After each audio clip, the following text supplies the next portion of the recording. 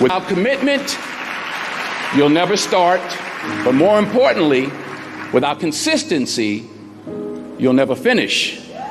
It's not easy, so keep working, keep striving, never give up, fall down 7 times, get up 8. Ease is a greater threat to progress than hardship. Ease is a greater threat to progress than hardship. So keep moving, keep growing, keep learning. See you at work.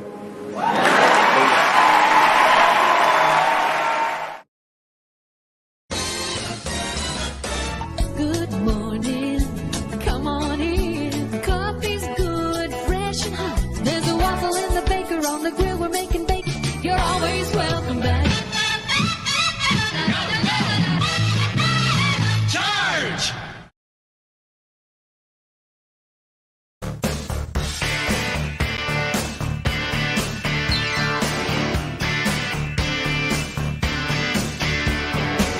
There's a fire beneath my skin. There's a fever that makes me ill. Gotta love a love that kills.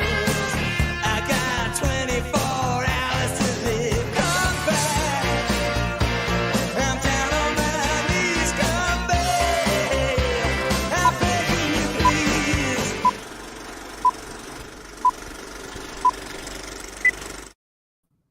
Hello, all you fine people. Welcome to the Waffle Lodge. I hope you can hear me okay. I hope I'm coming in loud and clear. It is great to see all of you guys here on a fine Saturday. Well, it has been a crazy couple of days. As many of you guys know, you were there.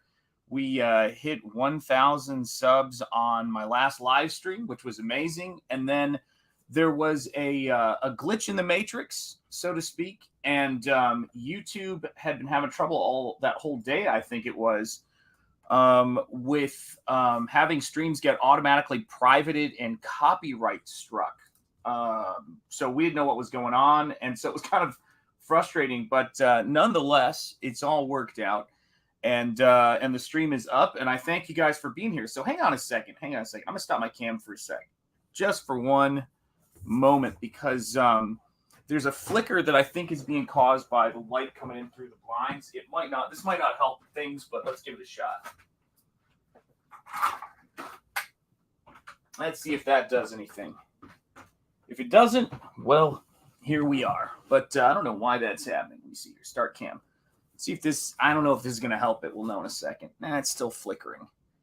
All right. Well, we'll see what we can do. It might be better on your end, or worse on your end. No way of knowing. But yeah, so let's see who we've got here in the chat, and let's see how things are going. Off to a start, so to speak. There we go. All right, so we have got D-Wag up first. Good to see you, and Bow, my brother. I hope you're doing well. We've got A's Made Consumer. How are you doing, man? Loving what you're doing on the channel, dude. It's great. I love seeing the video of the McFarlane Toys Legend figure. Love that movie. I think it is some of the best special effects creature work ever done. It's great stuff. What's up, Shadowhawk Backs? Cheers, and absolutely, man. Yeah. Great to see you here, and thanks for all of your support. You know, backing Nosfero, link in the description. You guys all know that stuff. But just, you know, being a friend of the channel, man, a friend of CG. It's great to see you. Let's see what else. We got General Piggy here. Bow, indeed. It's great to see you. Best icon in the biz. Leg Kick One, great to see you. I hope you're doing well. Dragon Pisces, hello. Hello to you, my good man. It's great to see you here. Let's see. Oh, my gosh. Everything just jumped on me. We've got, let's see, Ilda Schneily. Am I pronouncing that right? I hope I'm not making that too bad. Or is it Ilda? Is that it? Ilda or Elda? Let me know. So welcome and hello, darlings. I love it. Freighter 7, what's up? I will tell you what, not a lot, just painting and working and taking in the week and feeling very grateful. Thanking God for all of my blessings is the best way I could put it. Let's see here. Leg Kick, yes, saying hello to everybody. Rick Sailor, what's up, Rick Sailor? Great to see you, my friend. Hail, indeed. Love that icon. That's really cool. Let's see here. Prater 7 is here. We've got, let's see, who else? Shadowhawk Backs again. Jordan Horse, good to see you, Jordan. Rick Sailor, Leg Kick 1, Dragon Pisces. Everybody is saying hello. It's so great to see all of you guys here. Jordan, we got Cranberry Langers. YOLO. Hello. How are you doing? YOLO to you as well. Yes, share the link and hit the like. Howdy, Roger Ryder. Great to see you, my friend. Let's see here. Who else have we got here? We've got Roger. Eric the Guapo. Great to see you, Eric the Guapo. I hope you're doing well on this fine Saturday. Let's see who else I've got. Anybody else I've missed? Sark. What's up, Sark? Great to see you, my green Cupid friend. Let's see here. Hey, Rick, Dragon Pisces. All right, looks like everybody is here. Yeah, it's great to see you guys. Always great to see you guys. So yeah, things have been crazy. I am incredibly grateful for how things have gone with this channel this week. I don't know if I could have fully explained to anybody. Hang on, guys. Since I'm in the situation I'm in right now, where is it? Hang on a sec. I'm going to open those blinds because it doesn't seem like it's doing anything. And I want to make sure I can see to paint. And then we're just going to go over a bunch of cool things that are going on. Let's see here. There we go. That at least will make it brighter in here. I don't know why I'm shutting the blinds. It's actually a sunny day here in New England. Let me know what the weather's like in your neck of the woods. As, Willard Scott used to say, I think. There we go. And you guys can get a look at the paint and my awesome books I've got out right now. So, yeah, I'm working on a painting, as you guys can tell. And let me see if I can get that light on right there. Here. I'm working on a new painting, and this one is, let me see here. Let me switch this up a little bit. There we go. And adjust.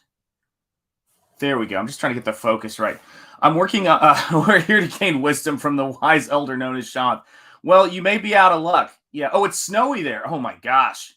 Yeah, guys. I'm glad we have not got snow right now, but it's been very hot and cold here in New England. So what I've been working on this piece right here is just roughing in the figure. And this is how my work starts.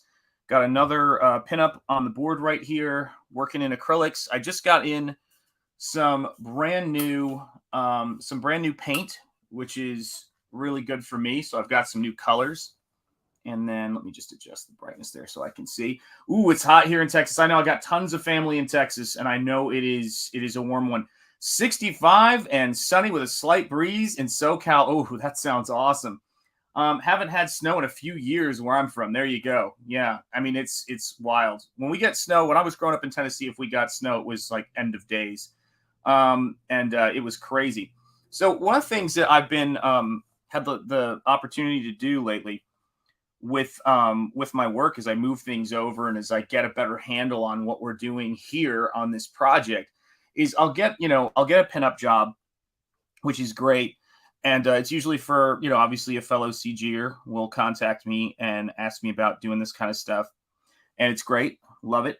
And what I'm learning to do, or what I'm always trying to do, is push the work and move things forward, because my hope is, for the work I'm doing anyway, my hope is to have a body of work like those of, the illustrators and artists who came before me, particularly in the case of pinups, people like Gil Elfgren, who did something like 600 published, illustrations in his career. So quantity becomes a major factor, and then figuring out, what you want to do with your work going forward. And so I think about everything I do, particularly for those of you guys who've backed at the original art level. I think about everything I do in terms of, this is something that's going to be owned, and this is something that's going to be going to somebody at some point. And I want to, certainly if it survives, me, and survives my house, you never know. And so when I'm looking at this stuff and I'm looking at Golden Age illustrators, the thing I'm trying to figure out, or the thing I'm being conscientious of, is making sure that everybody who contracts me to do something, that they get their money's worth. And also, there's the other added bonus of this, which is when you guys back the book, I want it to be something that, you get your money's worth on too. And that's what's so fun for me. Oh, wow. It broke some tree branches and knocked out power lines. Oh, I'm so sorry, man. That is rough, Cranberry Langers. So this poster, or this painting right here, this print, is inspired by a poster, one of the posters for this company from the 90s, I think it was. And they released all these posters that were pinup posters for dorm rooms called California Girls. So it's inspired by one of the figures in that series of posters, and at the same time, it's also referencing some of the really crazy cool National Lampoon covers that were illustrated back in the day. There were some really great illustrators who worked on some of those covers before they switched over to photography. And yeah, it's that's the stuff that inspires me. If there's one thing that has kind of come out of the whole, the last year or two, and maybe even before then, starting with the first 2 art books I've done, it's this idea of, hey, what's up, Nicotronus? Good to see you. It's this whole it's this whole aspect of how much time do you have as an artist, and what do you want to make with that time you have? You want to make stuff that's beautiful. You want to make stuff that's inspiring, and also you really want to make stuff that is stuff that you've always dreamed of being able to make. And so that for me is the big thing about what I'm doing here, and that's the thing that I enjoy the most about this work, is trying to do stuff that, I couldn't have imagined that I would be having the technical skill to do. And so with this piece right here, I've got a couple of difficult things that I've got to work around technically here. And one of them is the partial invisibility I'm dealing with of the figure, which is going to be tricky. But what I did this week, in addition to all the streaming and all of the other stuff that you guys have been here for, is I kind of sat down and ordered myself some new paints, ordered myself, some new supplies and some new colors. So I got myself a tube of red oxide, which I've really been wanting to have as a color because it helps me to mute some of the palette there. And I got a yellow oxide color, which is sort of like a yellow ochre color. And those will make my job a lot easier. And then I also got a alizarin crimson. And that kind of helps with what I've got going on in this piece, because there's going to, and also for Nosfero, because there's a lot of blood happening on one of the pages in Nosfero right now, because that's what Stephen Rockwood's been begging me to do. He's like, put more blood in this thing. It's a horror thing. So I got to take care of Stephen Rockwood when I do that stuff here. Yeah, painted movie posters, game boxes, toy packaging felt so much better. I absolutely love that stuff. And until I watched your video on it, I don't think I thought about how much that shaped my understanding of visuals and visual art around me. And you do realize, like, wow, there's something that is really intensely affecting about seeing art that is hand done and hand painted, and realizing that somebody worked on this thing, and moved these pigments around. I'm just trying to see if I can figure out how to get that light to be a little less dramatic for me here. It's probably because of the white of the paper. One of the things I run into when I'm working, and there's all these little tricks you can do, but one of the things I run into is if I've got too white of a surface right here up top, the camera has trouble focusing and you get that flicker. So I'm going to show you guys a little trick that I'm going to do here to make that a little easier for me. So stand by. Oh my goodness. There we are. All right, guys. Let me make myself a little smaller here, because you guys want to see the art. There we go. I mean, you can see me a little bit, but a little bit goes a long way. Let me see. Not there. Come on, you can do this. Nope, that's not what I was looking for. There we go. That's a little better. All right, so here we go. Let's adjust this value situation here. So when I've got something happening like this right here, and I need to de-emphasize part of it, this is what I'll do. I'll mix up a little bit of another color, and I'm going to give it something to key into right up here. And it's a fun little trick because it allows allows the camera to kind of see that there's more range outside of that white, so it doesn't blow out the visuals. And this is going to be a fun part of this painting. And this is the fun thing about it. Oh, thank you. Yeah, that's right. It looked like one. That's right. Yeah, this is not just a red character. That's what's kind of fun about it too. The color palette on this is going to be great. But I want you guys to get inspired when you tune into the channel. And Phil and I, Phil Diaz of Zaid Comics, who's launching his pinup book that had a little bit of drama this morning. What's new, right? With Twitter, but Phil and I talk a lot about pulp. He really, is a passionate, pulp enthusiast, loves Steranko, loves all that stuff. And his book, CG Vacation, is launching this coming up weekend, not this weekend, obviously. And the thing I keep coming back around to with it is that we have this opportunity to be flies on the wall now, like we never have before, with artists who are creating stuff. If only they were creating, people who are creating stuff with traditional media, if only they were actually, doing stuff in traditional media. And since I do, it's kind of fun, to share that with you guys, because maybe someone will pick up a paintbrush, or someone just sitting back having a coffee or a cigar or some sweet tea. If you're from the South, you know what I'm talking about. Maybe some country fried steak. Now I'm going to get hungry.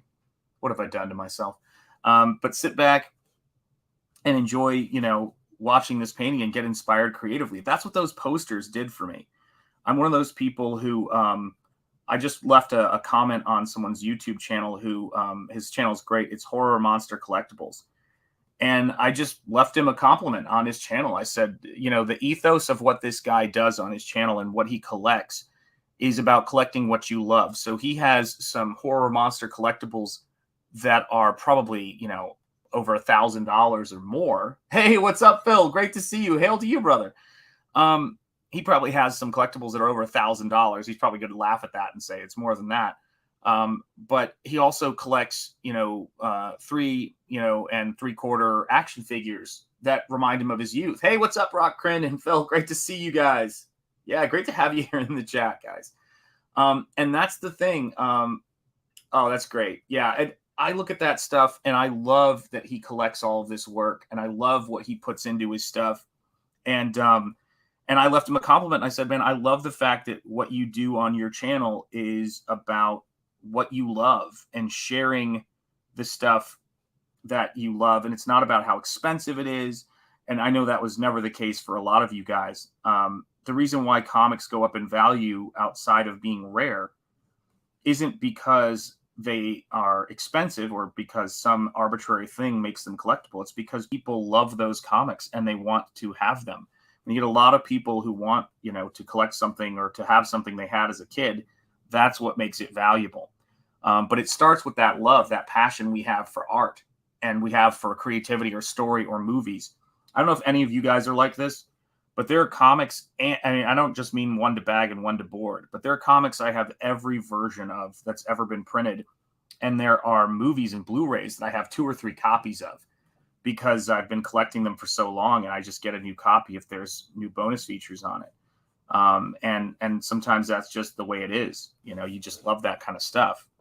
And so there's a couple of ways in which the artwork I'm doing right now lives. Once it lives on, a canvas panel or illustration board or watercolor paper, whatever I'm working on. And then it lives in the book. And then hopefully, if I do my job right, it lives in people's memory. They remember that piece. And there's so many comic book works that I remember that really were profound and really struck me. And whenever I get to a point where I'm working on Nosfero and, I look at it and I just go, oh, yeah, that's coming together. That's what I'm trying to do. Then that's made my day. And it's kind of where I go to, kind of check in and get myself centered on what I'm doing. My brother-in-law contacted me, who checks out the stream every now and again, and he's a really good dude, works in the steel industry down in Texas. Called me because he wanted to shoot the bull, and he's been sort of, someone I've talked to about this process and where I'm at. And he called me up, and he was going over all sorts of things with me. He was just talking about different things and, things to bear in mind. And he goes, and in addition to all of this stuff, none of it really kind of matters if you don't create a really cool comic book. And I laughed. It was a great comment because I go, yeah, that's the primary thing I'm always thinking about, which is creating that cool comic book is what it's all hinging on all the time. So yeah, and I laughed, and it was great because I'm thinking about things when I'm doing the YouTubing and I'm doing the painting and doing pinups and all these commissions, which are they're coming out so great. They look great. And I don't always say that about my stuff, but I think it's just because I'm so passionate about the projects I'm working on. The thing about it that gets me and is so crazy about it is I never lose sight of what it's about. You know, who's going to see this stuff, and that it's a comic, and you guys are going to hold this comic book. Hey, what's up, Charlie Stevenson? You guys are going to hold this comic book in your hands, and you're going to flip through these pages, and that's what motivates me. That's what I'm doing all this stuff for. There's so much cool stuff going on in CG right now. And one of the artists who is a big inspiration for me is, in terms of what he does, is Billy Tucci. And he just did a closeout of a campaign last night on Ethan's channel. And the thing I really liked about that was he's somebody who started out doing the independent stuff from the beginning. And I remember seeing him at conventions when I was younger. And he's really proven that you can do this stuff, you know, independently and make a career out of it and build something that stays and make a living on it. And that is, that's a tremendous inspiration for me. And I love that guy. He just does such great stuff. Really inspiring guy. So let me see what else. Any questions here? Everybody's just saying hello. It's good to see all you guys here. I know it's a bit early for me on a stream, but I have so many people who are always like, why are you streaming so late? So I like to mix it up every now and again. And last night, I will tell you guys this. I always joke about how I don't need sleep. Last night, I passed out. Like, I was on the sofa downstairs, and I wasn't even planning on going to bed at that point. And I just laid down and went out, you know? Yeah, Billy has been doing it since the early 90s. I remember the first book of his that I got was, funny enough, a collection of pinups called Shi Senryaku, I think it was called. I don't know if any of you guys had that, but it was great. Hey, what's up, Cabernet? Yeah, there you go. That's right. Well, hey, listen, I've got some amazing artists that I'm, and also a model, by the way, that I'm being influenced by, and I appreciate the kind words. It's if it works, it's always great, you know, when it starts to come together. And I was looking at one of the pages for Nosfero I'm working on, and I just thought to myself, wow, I love the materials I'm using right now. They're really fun. They're really easy to use. Big howdy from Cranberry Langers. Great to see you. And it's that's what makes it fun. You know, you get to do this work and you get to put it together. And I like the work.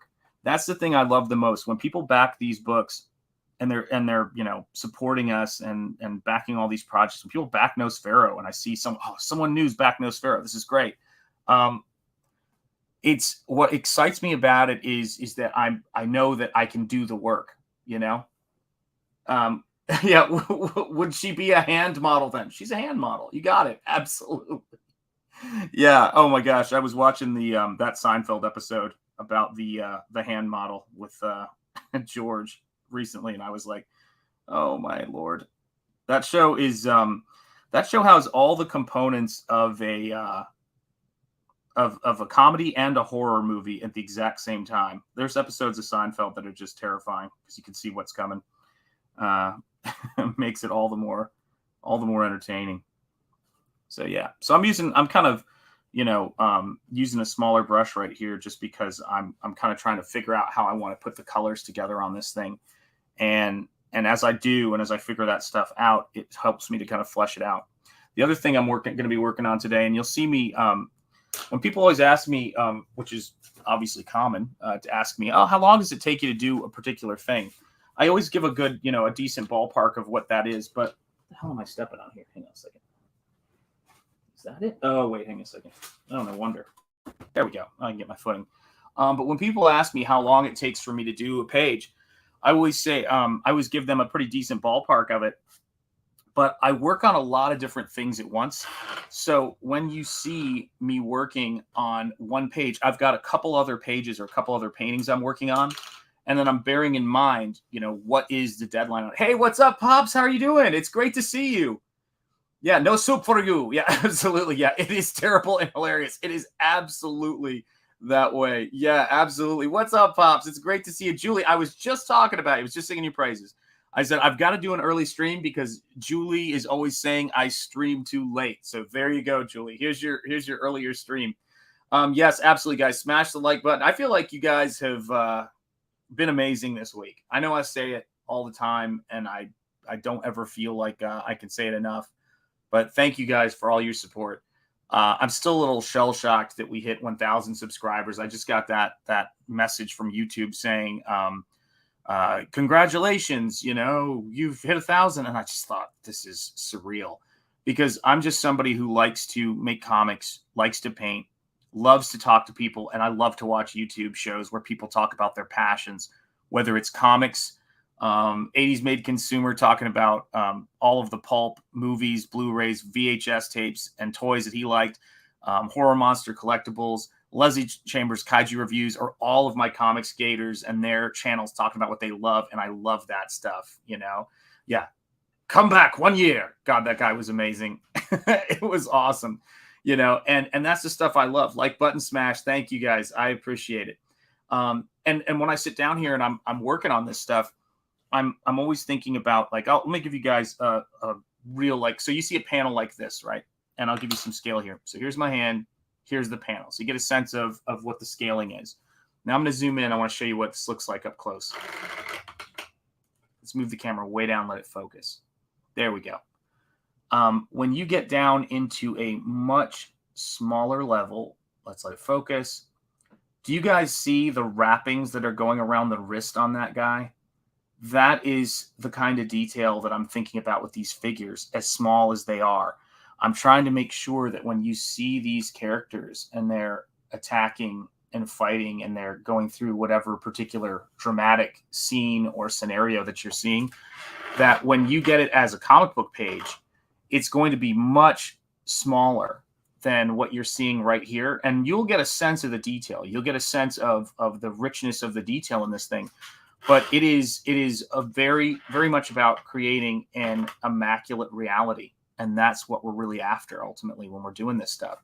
And so I want to make sure that, the detailing, actually I'll move that closer so you guys can see my painting a little bit more. There we go. I want to make sure that when you guys are getting this stuff, that it's something that you're going to enjoy in terms of its detail and its richness. And that's what it's all about for me. So now let's get into some of this right here on these guys, because I wanted to go after this bit right here, this tree branch. We move the camera a little bit down. There we go. And yeah, it's fun stuff. Oh, thank you, by the way, Pops. I appreciate that. Listen, it was amazing. I mean, that stream, that's why I was so frustrated when the stream got taken down, because it was, and there are bigger problems in the world than that, obviously, and it's up now. But I was really wanted to everyone to see what you guys have been doing and how we got here. And I was really taken aback by it. And then, of course, it descended into a party. Michael Bancroft, Gabe came on. Jeremy, my brother, Lord Crackhead 33 came on. And who else was on? I can't even remember who all was on here. I think it was 4 of us at one point. And then, oh my gosh, who am I blanking on? Who else was here, guys? Somebody help my aged memory. This is what I get for trying to walk and chew gum and talk and draw at the same time. I know I'm forgetting somebody. I must be. But maybe I'm not. Who knows? And it was just such a fun stream, and it was great to celebrate with all of you guys because I didn't know it was going to happen. That's sort of how it is. And let's see here. Where's my cap for this pen? Oh, there it is. So let me see here. So yeah, interesting day. I went over to I went on to Twitter, something I should probably, something I should occasionally avoid, I guess. But I went on to Twitter today, and it was interesting. Phil had posted Dan Lawless's one of Dan Lawless's piece for the CG Vacation, guys. Make sure you're signed up for that email list. It's going to be great. There's a lot of incredible artwork in it. And someone had made the comment, and actually Phil was in the chat before. I should have asked him about it when I saw him in the chat. Had left some very, cliche comment, but it was one that it wasn't a comment that irritated me. It wasn't like, oh, it's going to keep me up at night, but it was just such a cry for attention, Let's see, David Williams was in the chat. No, it wasn't John. John was busy doing the Jack show. Now you guys have got me wondering. I'm like, who was it? It might have just been us. I might have just not been counting myself. Hang on a second here. Oh God, Camel. It was Camel Moon. That's who it was. Camel Moon popped in. It's so funny because he's still. I've had him on my channel a couple of times, but I still forget that he pops on this channel all the time now. I got to start getting him into my head and put him in some lists. But yeah, Camel popped in, and that was great. Yeah, it was a lot of fun. But anyway, so yeah, Phil's working. Who's crying now is right. 80s made consumer. So anyway, this person was upset, or not upset. I don't think they really were. This person had responded to a post that that Phil Diaz had put up of Dan Lawless's amazing work for CG Vacation, and they had written, why not support. Basically the gist of it is, why not support me and who I think you should support instead of people who are objectifying women, blah, blah, blah, blah, in their art. That was basically the gist of it. And it's sort of funny now because it's not like anybody gets, for me anyway, should be getting up in arms about that or too bent out of shape about it. It's more ridiculous now and kind of funny. But it's sort of ridiculous. I saw it and I just thought, this is such a dated cliche now. This is maybe 2 or 3 years ago. This would have been cutting edge. But the other thing was that this is art. This is creativity. This is the making stuff. Hey, what's up, Mr. Monkey Boy? Great to see you. We're making, I want to point this out because this is, we've talked about Brian Pulido on this channel before. Can't overstate this because Brian Pulido's got some wisdom in here. And this is not something he was saying as a judgmental thing. This wasn't anything. He wasn't casting aspersions or anything with this stuff. But Brian Pulido goes, I am competing for eyeballs. I am competing for eyeballs. When I'm on Instagram, when I'm on Twitter, when I'm on, YouTube, wherever I am, I'm competing for eyeballs. And I think, wow, this guy is the man. He's so motivated. And he said, that means that I'm not competing with other indie comic creators when I'm posting artwork. I'm competing with young, attractive Instagram models for clicks. People who can put on a bikini and get 100,000 likes. And so when you think about that as, when you think about a drawing or a painting, and first of all, I don't believe in the application of object theory to human beings. That is object theory, if you want to research it, sorry, here's the professor coming out. Object theory has absolutely nothing to do with how it's been misapplied by the critical theories, first of all. And I would also argue that objectification in a true sense, if artists were going for objectification, no one would like their art. We're going for aesthetics, which is so strange. But I'll get back to that in a second. Let me just see if there's, oh wow, the chat just jumped. Here we go. Objectify way I say. Women don't love beautiful things. Well, it's interesting to me. We're going to find out. We're going to find out, Julie. So, Julie, if I may, and rest of the chat as well. We're going to find out, I believe, how much women love beautiful things. Because there's a Thor movie coming out soon. And I happen to believe that the most beautiful thing that's ever been in the Thor movies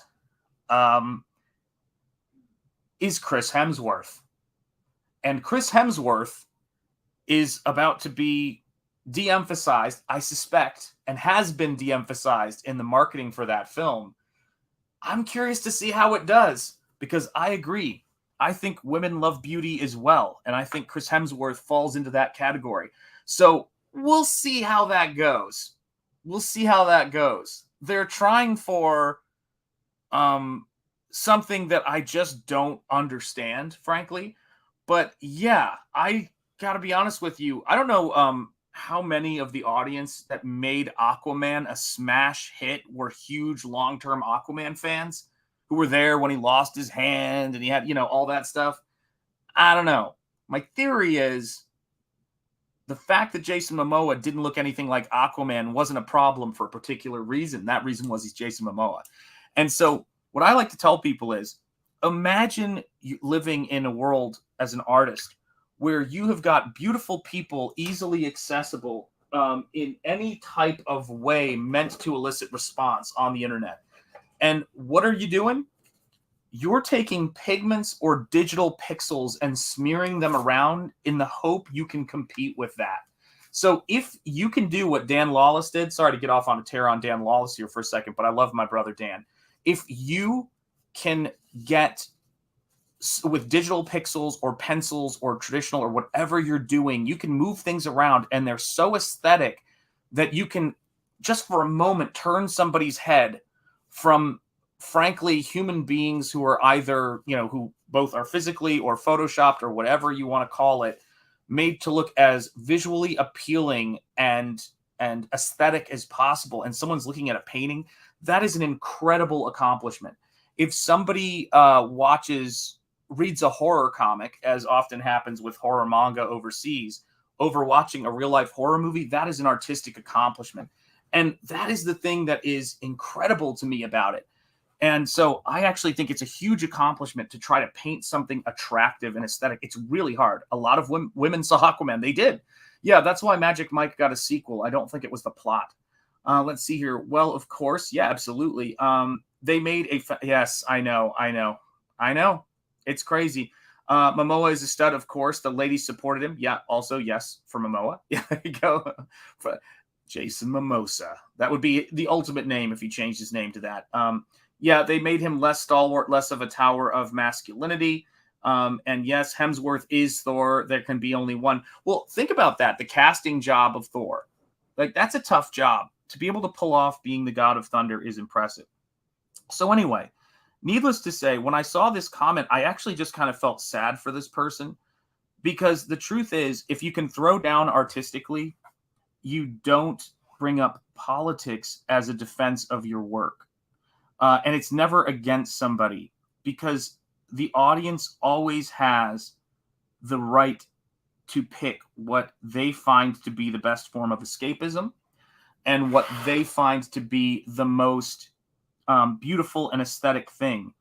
And I think that drawing like creepy, ugly, deformed or tortured female characters, while I would defend somebody's right to do it, but trying to deliberately make work that is anti-aesthetic, I don't know if that is humanizing or ennobling to anyone.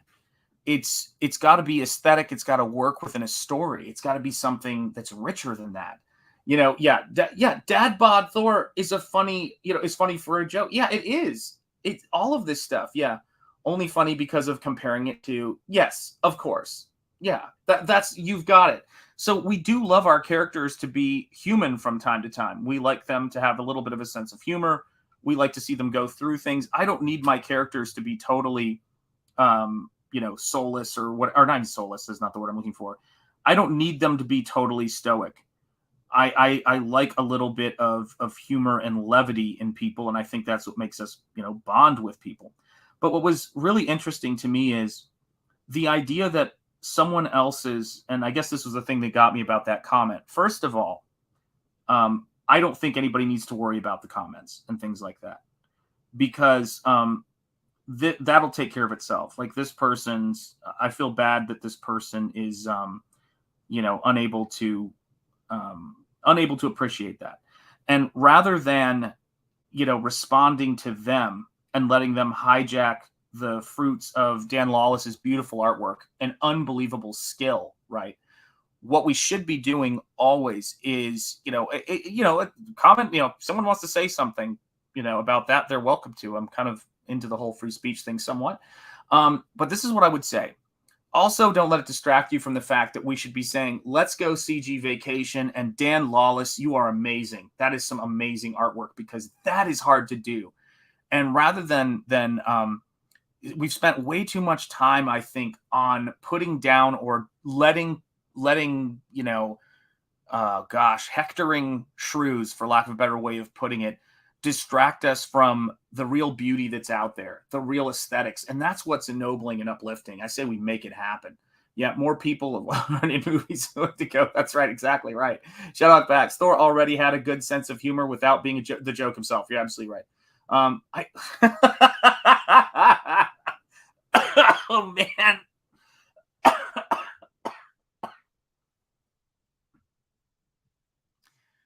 Oh, chat, you got me. I tip my hat to you. I doff my cap to you, sir. Past Master. Oh, man, you got me. I'm going to read it. Shanth has nice nails. I can't get past that. That just killed me, man. Hail Teflon Ron. It's good to see you. Tip of the cap to you, brother. Will there be super chats? Oh, well, they have to approve. They have to approve that. So there's an approval process to be able to get super chats. And then we're going to have all kinds of fun. Oh, my gosh. You almost put me in the hospital, man, with that. That was great. So yeah, I think there will be, and hail to you, Teflon Ron, 80s Made Consumer. Very insightful is what I got. Yes. Hail Past Master Dan, Teflon Ron. Hail Rock Crin is here, and hail Teflon Ron. Ahoy, Shadowhawk Backs. Teflon Ron, hello. I agree, Shadowhawk Backs. You guys are the best. What? No John today? Let's see here. Yeah, where's John? What's going on? Bring him to me now. No, that was such a weird... the weirdest things happen. So yeah, when we're trying to do this stuff, I always say this, and General Piggy in the house is always Shadowhawk Backs, Cranberry Langers. This is the thing. Whenever I'm painting, let's put this whole aspect of objectification aside, because again, look up what objective theory is and you'll realize how, just reject the premise. That's not what it's about. Is that when you're looking at a person and you're finding them attractive, whatever they be they a Hemsworth or a drawing, you're doing the furthest thing from what object theory is even about, but it is not a negative thing to notice something that is attractive, and a drawing being attractive is a sense of skill. And here's the way I would put it. If you are somebody who has never had anybody look at you and say, like, wow, you're attractive, you're whatever. Well, you could say you're not being objectified for one, but are you happy about that? I think most people don't realize how nice it is to take care of yourself. For example, and I don't, listen, I'm very against objectification, people. I think it's demeaning. And when somebody reduces me down, to just a beautiful set of nails, it takes something from me. It wounds me. Past Master Dan. But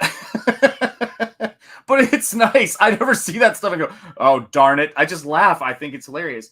I don't doubt that some of the people found that whole version of him funny, but they didn't have to do that. And Thor also had human points during the book. Yes, absolutely. Human points during the books, though they were pushing to break his image. I will tell you, though, there's something to be said for Thor getting turned into a frog in that arc by Walt Simonson. So I think there's so many great things you can do with Thor. You can have, I would, by the way, love to see Thor as a frog. Let's remove other people Thor could be or who could be Thor. Turn Thor into a frog if you want to do a throwback to the comics. I think that would be absolutely insane. Yeah, on Ron. Yeah, in my opinion, absolutely. Hey, listen, that's all we can do, right? Hail Cranberry Langers. Let's see. Yes, absolutely. General Piggy. Hello. Teflon Ron. Hello, indeed. So yeah, I mean, the biggest issue is that I like beauty. I do. Whether it's walking into an old cathedral, whether it's looking at a beautiful artistic work, whether it's an animated series, or whether it's a person, whether it's seeing my kids for the first time or seeing my wife for the first time, which I remember. Those are the things that stick with me. And it's not something that is a one-size-fits-all reality. And what you're basically doing when you get onto the business or the discipline of trying to be able to work with and create things that are aesthetic is an incredibly rich and it's an enriching journey, and it's also an incredible discipline that's involved. And so I feel sad when people, think that being able to do something that's not aesthetic, which basically anybody can do, you just, you know, it's actually a miracle that frankly people can try and make something aesthetic and achieve it over time. But when people dedicate themselves to making ugly work and berating people for not liking it, or trying to make people feel guilty that they have agency in choosing what they want to look at, that it's such a sad way to go, because they're frustrated, and they also lack the ability within themselves to be able to get access to what they could if they actually worked on themselves, instead of encouraging other people or berating other people for not working on themselves, not trying to be the best that they can be. And it is surprising to me that what doing the best you can be and pushing yourself to your full potential can get you. If you have reasonable expectations, it will be beyond your wildest dreams, in my personal opinion. It's always something that's beyond your wildest dreams. And I just went off on a tangent. Hey, what's up, J-Bot Art? Great to see you, my friend. Yeah, I let them know I appreciate the form, how it inspires my creativity. There you go. Absolutely right. Past Master Dan, everybody's saying hello, hello. Let's see, J-Bot's here.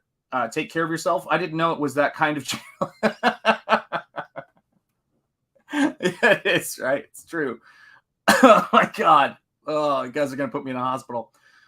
Thor Cyberfrog crossover. Make it happen, Ethan. Ethan doesn't have enough on his plate. I think I need to give him more assignments that he should be doing. Yeah, it's true.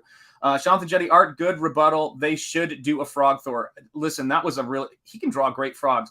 That Walt Simonson run was fun. Here's another thing you may not know. So Walt Simonson and I had the same mentor, an artist and landscape painter and illustrator named Thomas Seguros, who I think he was first generation, born in the States from Greek immigrant parents. And Tom Seguros, Walt Simonson, and I all have the exact same birthday. And before I went off to college, they had Walt Simonson give me a call because they really wanted me to come to the school, and he was an alum. So they had him call my house, and it was really nice. He was really nice to me. I really was spoiled by that. It's incredible. Past Master Dan's there. Hey, what's up, Nicotronis? Good to see you. Dragon Pisces, J-Bot Art. Hey, my man. Excellent. Matt Yackey. I doff my cap to you, sir. I'm impressed that you can work creatively and still talk on stream. I find it nearly impossible to get anything done while talking. Well, let's not say that I'm doing that great, but Matt, something you should know. After our conversation, and I think I told you about the beautiful recoloring you did on Youngblood that got ruined in our basement flood. I was able to find a cheapish copy of not cheap of Youngblood, the hardcover, on eBay, and I picked it up. So I would love to have you on a stream sometime and talk about it with you, because I'm a big fan of that stuff. I love color. I love color theory. So let me know if you're up for it. Shoot me a direct message and let me know, because I would love to do that, my friend. And hail to you. It's great to see you. Hey, Nicotronis. Yeah, absolutely. Hey, Matt Yackey. Absolutely. Past Master Dan. Nicotronis saying hello to everybody. Neek, what's up? Hail, Matt Yackey. Teflon Ron, Matt Yackey, and Nicotronis. Everybody's saying hello, hello, hello. But yeah, if you haven't seen, excellent, Matt. It would be an honor to have you on the stream and talk about this stuff, because that's a book. And I would love to know. I know some of you guys know Rob and have worked with Rob before, but I was reading about. I was trying to read about the whole, like, who has the rights for what and things like that. And some of my favorite fun, crazy characters that you colored on, I think the first page of that collection, were the Berserkers, that team that comes from the other world. And if I'm not mistaken, I think that Rob still has the rights to the Berserkers, but I'm not sure if that was accurate or updated information. But man, I would love to see a Berserker story with your colors on it again, because it was great to see what you did with those characters in the recolor. Really cool stuff. And yeah, Matt, guys, if you guys haven't seen that, Matt's colors, whether he's working with Patrick Thomas Parnell, they're always great. And I'm so glad that we've got Matt, here amongst us. I think it raises everybody's game to have great artists around. I don't know, man. It's so many things and so many lines kind of come together of your artistic journey and stuff that inspires you when you put yourself, going in the right direction. And I this was a leap of faith to come in here and do this stuff. And I have just been overwhelmed by the degree to which I've met some of the coolest people and reconnected with artists who've inspired me in person, whose work inspired me. And Matt YACKEY is definitely one of those folks. I think that there's a vitality and there's a verve to his coloring stuff that just captured that story so well in the rework. And it's just beautiful stuff. Really great stuff. Check it out if you haven't got it. It'll cost you a pretty penny, but it's totally worth it. Hey, what's up, Chauncey Blakely? Good to see you, my friend. Or Blakey. Why does I keep saying Blakely? This is my dyslexia. I have to put an L on both sides. If your name is Hannah or Bob or Dr. Awkward and your name's a palindrome, it's so much easier for me because I just try to drop letters on either side. Let's see here. Yeah, hail Matt YACKEY. Absolutely. Why not come in here now with YACKEY? No time like the present. I don't know if Matt's set up for that. If Matt is set up to pop in here, I'd be happy to have him here, but it's a Saturday. For all I know, he's with his family and hanging out. But you are welcome, Matt. I will send you a link. But yeah, absolutely. Let me see. But I can't talk about the book till I get it. That's the only problem. I'm still waiting for the book to get here. I've got to go back through. Oh, sorry. Let me adjust my glasses falling down my prodigious nose here. I've got to go back through all my old Image books. I bought everything that Image put out for about the first 3 years. Yeah, that stuff is fun. It is just crazy what it's got happening in it. Because you've got characters that are just like, we're trying to appeal to the widest audience, and we're creating stuff that's for a young, fun, excited audience. And they were doing things with trading cards, with story points, and the real experimentation in those books was great. Oh my gosh. Oh no, I could, but I was up till 7:30 this morning on John's stream, so I'm still waking up. Why don't we do this? I'm gonna be streaming for a little bit. I will shoot the link to, actually, do me a favor, Matt. Send me a message on Twitter. I will shoot you the link, and if you feel like coming on, you can. No pressure. We'll just do it. But you just send me a message on Twitter, and I will send you the link. And your call, man. Absolutely. I know those late nights. I slept for 500 hours last night. Guys, when I have a good night's sleep, I wake up and I feel like somebody stole time from me. I'm completely disoriented. I'm like, wait, did I actually go into a deep sleep? What just happened? It's totally bizarre, man. So yeah, it just cracks me up, man. But yeah, those streams are crazy. I was in and out of consciousness, falling asleep, and then I'd look at my phone, and I was just thinking, oh my gosh, it's those guys are still going. For those of you guys who know this, and I know you know this well in Comicsgate, we are a 24-hour-a-day movement. That is what we do. That is what we do. We don't stop. We can't stop. Won't stop. So let me see here. I'm going to move. Oh, here's what I'm going to do. This is the great thing about this is I can move myself over on OBS so that if I'm working over here on this tree branch, I can make sure you guys can see it.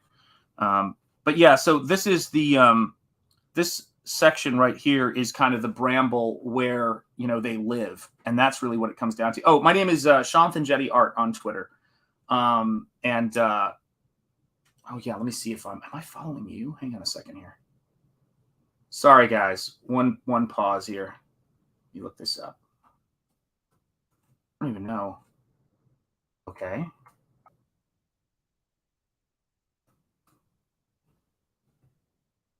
I think this is yours. There we go. Dr. Strange. Not Dr. Strangelove, not Dr. Strange. Let me see here. Okay. I think I've got that having happened. So there you are. So I just followed you. So that should show up and you'll be able to find it. You're at Matt YACKEY. Well, that makes sense. Yes, I just followed you. So that should be in your notifications. And it shouldn't be too tough to track it down, and I'll send it to you once you're there. Yep, Strangelove. There you go. Nice. So yeah, just shoot me a message, and I'll send you the link because I want to make sure I got it. So you know how it is with those. I'm still figuring my Twitter reality out. So the stuff that influences, excuse me, I blame Past Master Dan for making me laugh with his nails comment. So just know that my voice is going to be shot now. That was hilarious, man. But I love to look at trees. I love to look at particularly what are they called? Bristlecone pine trees, which are out on the West Coast. And when I was talking before about beauty and I find objectification an abhorrent word to use when describing a person in terms of art, because it's in many ways it's the antithesis of what we do in art. You know, we don't do. John is here. There he is. Everybody was asking, "Where's John? Where's John?" Here we go. Let me see if I can make this happen here. There we go. Excellent. But I was thinking about this one of the best trips I ever took in my life, and I do mean an actual vacation type trip, by the way, in case anybody's wondering. One of the best trips I ever took in my life was with my late father-in-law to go see Sequoia National Park and look at those trees. And I can tell you this right now, guys, when you're looking at something that you find beautiful, whether it's the dinosaurs from Jurassic Park or any beautiful work of artistic visual design, the highest calling you have there is to make it aesthetic. Do you know what I mean? Look at all these fine people saying hello. Look at this. Tip of the hat to Ozzy on that one. Yeah, absolutely. That's right. Yeah, there you go. Everybody's saying hello. But this is the thing about it for me, is that I think that it's always about aesthetic. It's always about, you know, the beauty of what you're creating. Let's see if I can get that to focus a little better. And it's never about, you know, making something that's thin or just purely surface. So when I'm trying to paint, you know, the trees or trying to paint all of this stuff, it's nice to see no one unsubscribed. Have you figured out that 1,000 raffle yet? Yes, actually I have, but I got to do a email out and post on everything to make sure everybody does it. Yeah, I have to tell you this, guys. That's wild. Like, I woke up this morning or actually last 2 mornings, and was thinking, is that a dream that happened? I'm grateful for all of you guys who have subscribed and stayed subscribed. Thank you. Let's see. Everybody's saying hello, hello, salutations. Look at this. Yeah, I was dozing. That's right. I understand, man. We've got some late streams going. But yeah, when I'm working on this stuff and I'm putting it together, I think that it's something that people who don't understand how to really make artwork would say, to try to put it into those theoretical terms. Because when you see somebody who paints a tree or paints, you know, a figure or does anything that elicits some type of emotional response, it's the furthest thing from the kind of objectification that AI used to determine the relationship between two objects as a way of defining, which is what the scientists and thinkers who put that theory together was the idea that it wasn't a call for subjectivity. It was a call for how much we use what's around us to define any particular single thing inside of an environment, to put it in a very probably pseudo accurate, not as effective, but more effective than the idea that uses it for, critical theories, which are anything but. And so what I always look at is you cannot tell with a real person what somebody's going to find beautiful. Just like you can't tell, like when you're looking at the people you follow on YouTube or the channels that you enjoy watching and the things that you like, probably none of them are exactly the same or look the same or do the exact same thing. So what makes you be interested in them? And what makes you be interested in them is that there's something there that you can't quite describe.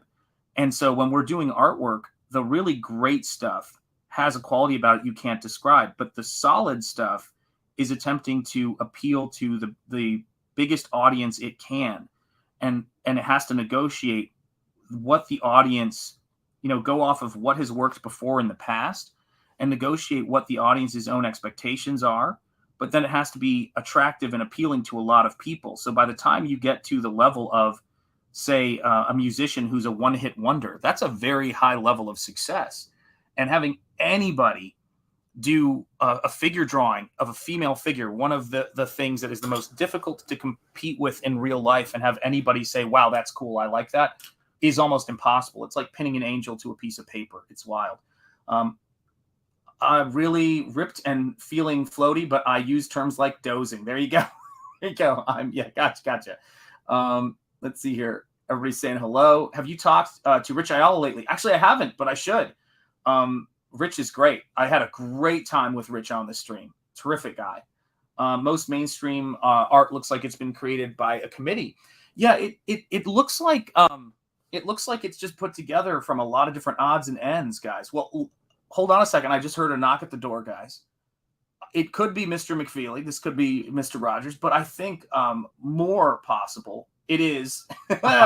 Oh, Matt, how you doing, Makes- brother? Great to see good, you. good. Makes me wish I had like a mailman cap so I could be the dude from Mr. Rogers. Exactly, man. That'd been How awesome. you been, brother? Good, good. I'm waking up. I can imagine. You guys Uh, tied bit- one on, huh? Yeah, we went till John got out of which stream was the second one? He not well, I guess that was Ethan's stream, right?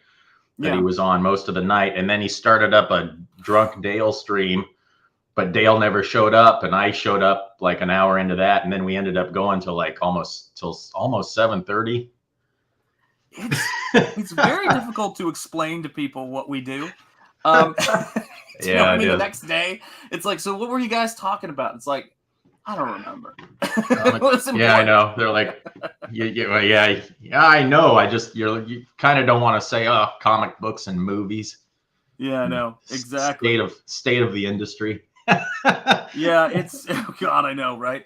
Yeah. But it's Yeah. so fun, man. It's everything that I've missed about comics. Look at the there's a lot Yeah, of love it is. here, you know. There's a lot of love here in the chat, you know. Yeah, there Naked is. Yoga speaks to my soul. I know we all love Cecil. I was being cryptic. Yeah. Let's see. Rich Alice seems to have pulled. He's probably working on that book. Hail Yackee. There you go. Hail to the Drink chat. and drop. Yeah, absolutely. So, how have you been? Yeah, they're great. Good. Just waking up. Yeah, I know exactly. You're in that state where it's like, I don't know whether Yeah. to wind. What is it? Scratch my watch or wind my behind? Yeah. Yeah, kind of. Oh my Yeah. Well, I got up at like 12:30 Mhm. and went to bed at 7:30, 7:45. So Yeah. I'm just gonna try and manage through the day and stay tired, and then hopefully get to bed a little bit earlier. I know. Well, I think hopes are important to have, aren't they? They are. They're free. They're free. Yes, that's right. What's up, D-Wagon? Yeah, Rich is on with Comics Guy. There you go. There you go, guys. That was crazy. I was watching both Ethan and John's stream to stay up at work last night. There you go. See, Okay. we do it for you guys. We do it for you guys. So Yeah. I'm convinced that I am gradually creating a spike in value to that Youngblood book that you colored, because I was one of the lucky few who got a copy of it, and I just went on eBay looking for one, and I got one that was under 100 by a decent amount, but they are all over 100 now. Really? That book is one of the most sought after books, and Wow. that speaks to how great of a job you did on it, man. Oh man, It's I appreciate that. Thank killer. you. Was it the small one that you got or the big The one? small one. Are you? Okay. If I had the big book, I wouldn't be sitting here talking to you. I'd have Yackee money. That's the way it is. I've never even seen that big one out in. I haven't in seen it public. anywhere. Yeah. Yeah. There it is. So how did that come about? And what was your take on it? What was your relationship to that book in particular? Well, Rob wanted to redo the colors in it in a more modern to the time. Mm-hmm. And so he did that. But with the big book, honestly, I don't even know. I don't know if this was he called it the Maximum Edition. Yeah. Oh, it's beautiful. And yeah, it's really cool. And I think it's just the first issue of Youngblood, and then like a bunch of the covers. Yeah. Oh, yeah. But That was Zero, I think, right? Or was that Brigade Zero? I'm trying to remember which one that was. Yeah, I can never remember. They were all really That's cool. beautiful. Yeah, and I honestly I don't remember what. I think it was just kind of we had gotten so far in the recoloring, and for whatever reason he put out this big version of just some of this stuff. But yeah, I'm not even sure exactly why, but I know it was a very limited run on it too. Yeah, this was. Make sure you keep that thing safe, because I have a feeling there's like 4 known copies of that somewhere in the world. Yeah, And I have 2 of them. I have seriously, it's somewhere. incredible. you know. And I think, you know, the thing about those books and the fun and the enthusiasm and that stuff, when everybody was attempting to do that kind of work, it seemed like it wasn't that, you know, big of a deal. It's like, oh, everybody can do this. What's up, James Hayes? Good to see you. Oh my gosh, you are very welcome. It's one of those things to where, you know, it was, everyone was doing it. Now, when I look back at those books, that's the one. I'm telling you guys. It is, I forget what it's called, but it's the Youngblood Volume 1 hardcovers. I think that how I searched for it on eBay. If you want to see a book that's going to skyrocket, I think that one is absolutely going to skyrocket. Yeah. Yeah. Oh yeah. Joe Casey re-scripted it, I guess. Mm-hmm. And I think they rearranged the Berserkers. Yeah, they rearranged the issue 2 pages of the Berserkers. Yeah. Now I don't know. I do dig this. It's awesome, when I go back and look at it, I'm like, oh yeah, that was pretty cool. That is what I'm here to do, man. It's because you know, like people, it's really strange because people will go like, oh hey, I'm a big fan of your stuff, right? And it's kind of like, oh hey, thanks. Like, do you know what I do? You know, you never know. And then it's. But I remember getting that and falling in love with it. So when I heard Patrick Thomas Parnell talking about getting you as a colorist, I was like, oh, let's do this. Yeah. No, it's I know it's early. I'm sorry. I apologize. Oh no, it's all right. It's all right. I'm just brain farting a little bit. Trying to remember some of the stuff about the book, because man, what year was this? It was shoot. Everything over 8 days ago might as well have been 5 years ago for me. I don't know. Oh yeah. Okay. That's right. 2008. So it covered, I think I was working on it before, because I moved from California in 2007. Mm-hmm. So I think I was working on it before, and then started it up continued on after I moved. So that was kind of a weird time. So now, where are you now, and what are you wearing? No, I'm kidding. No, are you down in Atlanta with everybody else in that area? Yeah, I'm in Atlanta proper. So I grew up in Chattanooga, Tennessee. I don't know if you know this, but I grew up in that area. So we would go to Atlanta when I was a kid to get Indian food, because there weren't any Indian restaurants back then anyway. In Chattanooga, where I grew up. And then my mentor, the guy who I interned with and who just played a really great role in my life, Brian Stelfreeze, was out of Atlanta. And he's just an amazing, comic artist and does all the Shadow the Bat stuff. So I was kind of amazed at how many people now in comics are congregating down in Atlanta. I was like, oh, wow, it would have been even better if I'd grown up now. Yeah. Yeah. Atlanta does have a lot of comic artists. And I don't know if any of them will talk with us. CG, but there are a lot here, which did surprise me when I first moved out here. Well, give them time. I mean, I think with everything, it's sort of the weirdest thing that's going on right now. And you read about this stuff. I think there's a lot of maturing and stuff that sort of needs to happen, because life is short. We all love comics. We all love doing this stuff. And I can't imagine looking back and going, I once tried to destroy Ethan Van Sciver's life over something he said, as a fellow comic artist. Oh yeah, I know. I was just about, hang on a second, let me switch here. I know somebody. Yeah, I saw that question. Walk him through it. I know the story, but walk him through it.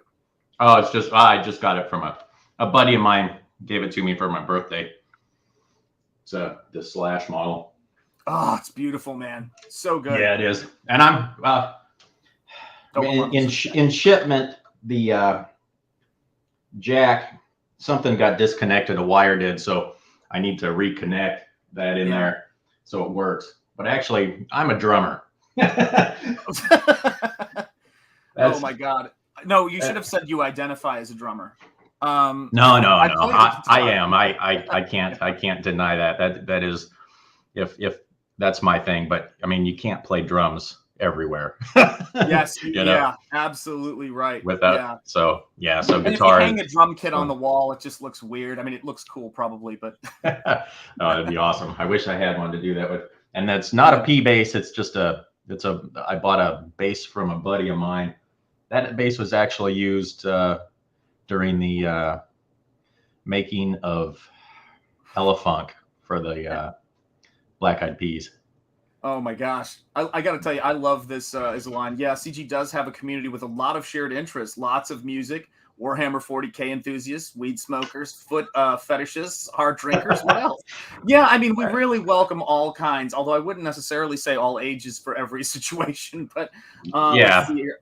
Andrew Wilson, what's up? I love the They Live icon there. On my lunch break, 9.5 hours work in my bedroom. Shanth at the Waffle Lodge, monthly Waffle subscription. Absolutely. I'm working on it. Waffle Lodge. Yeah, oh yeah, that's what I call that's what I started calling this show and doing intros for. I know it's weird.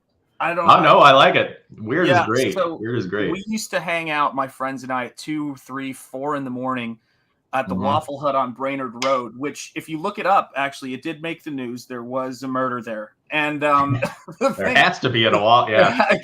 You know, things happen, things get real. But we would go there and hang out. And we'd go there even before with the older kids, would drive off campus to go to the Waffle Hut and have breakfast anytime and talk art. And I used to just sit in there and draw. So, you know, that's what I love about when we were on that stream the other night, and on many nights, I know we'll be doing it again. God help us. But 2 in the morning talking comics and get to that perfect point of tired where even coffee can't make you sound sober.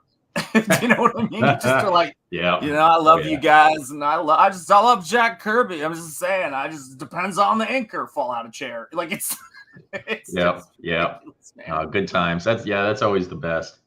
Staying up late like that. We used to do that in when I lived in California with Frega. We had his garage that was the hangout spot. We called it Cloud City because we all would go there.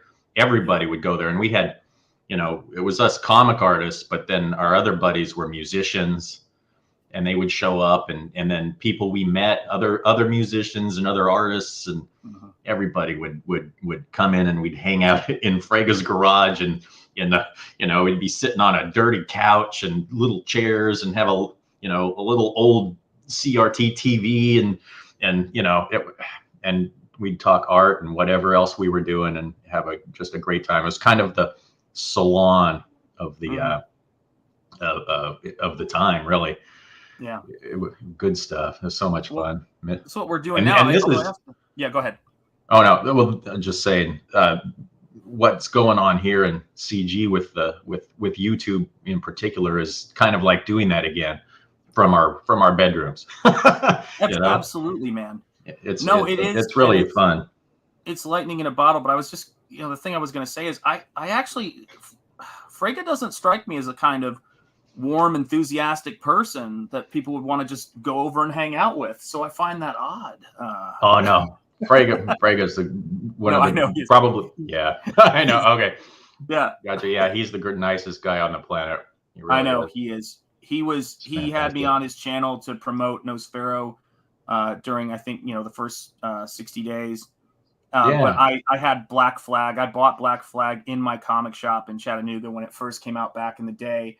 His drawings, since he's been inspired by is it Kim Jung-ji? Is that the artist's name? Oh yeah.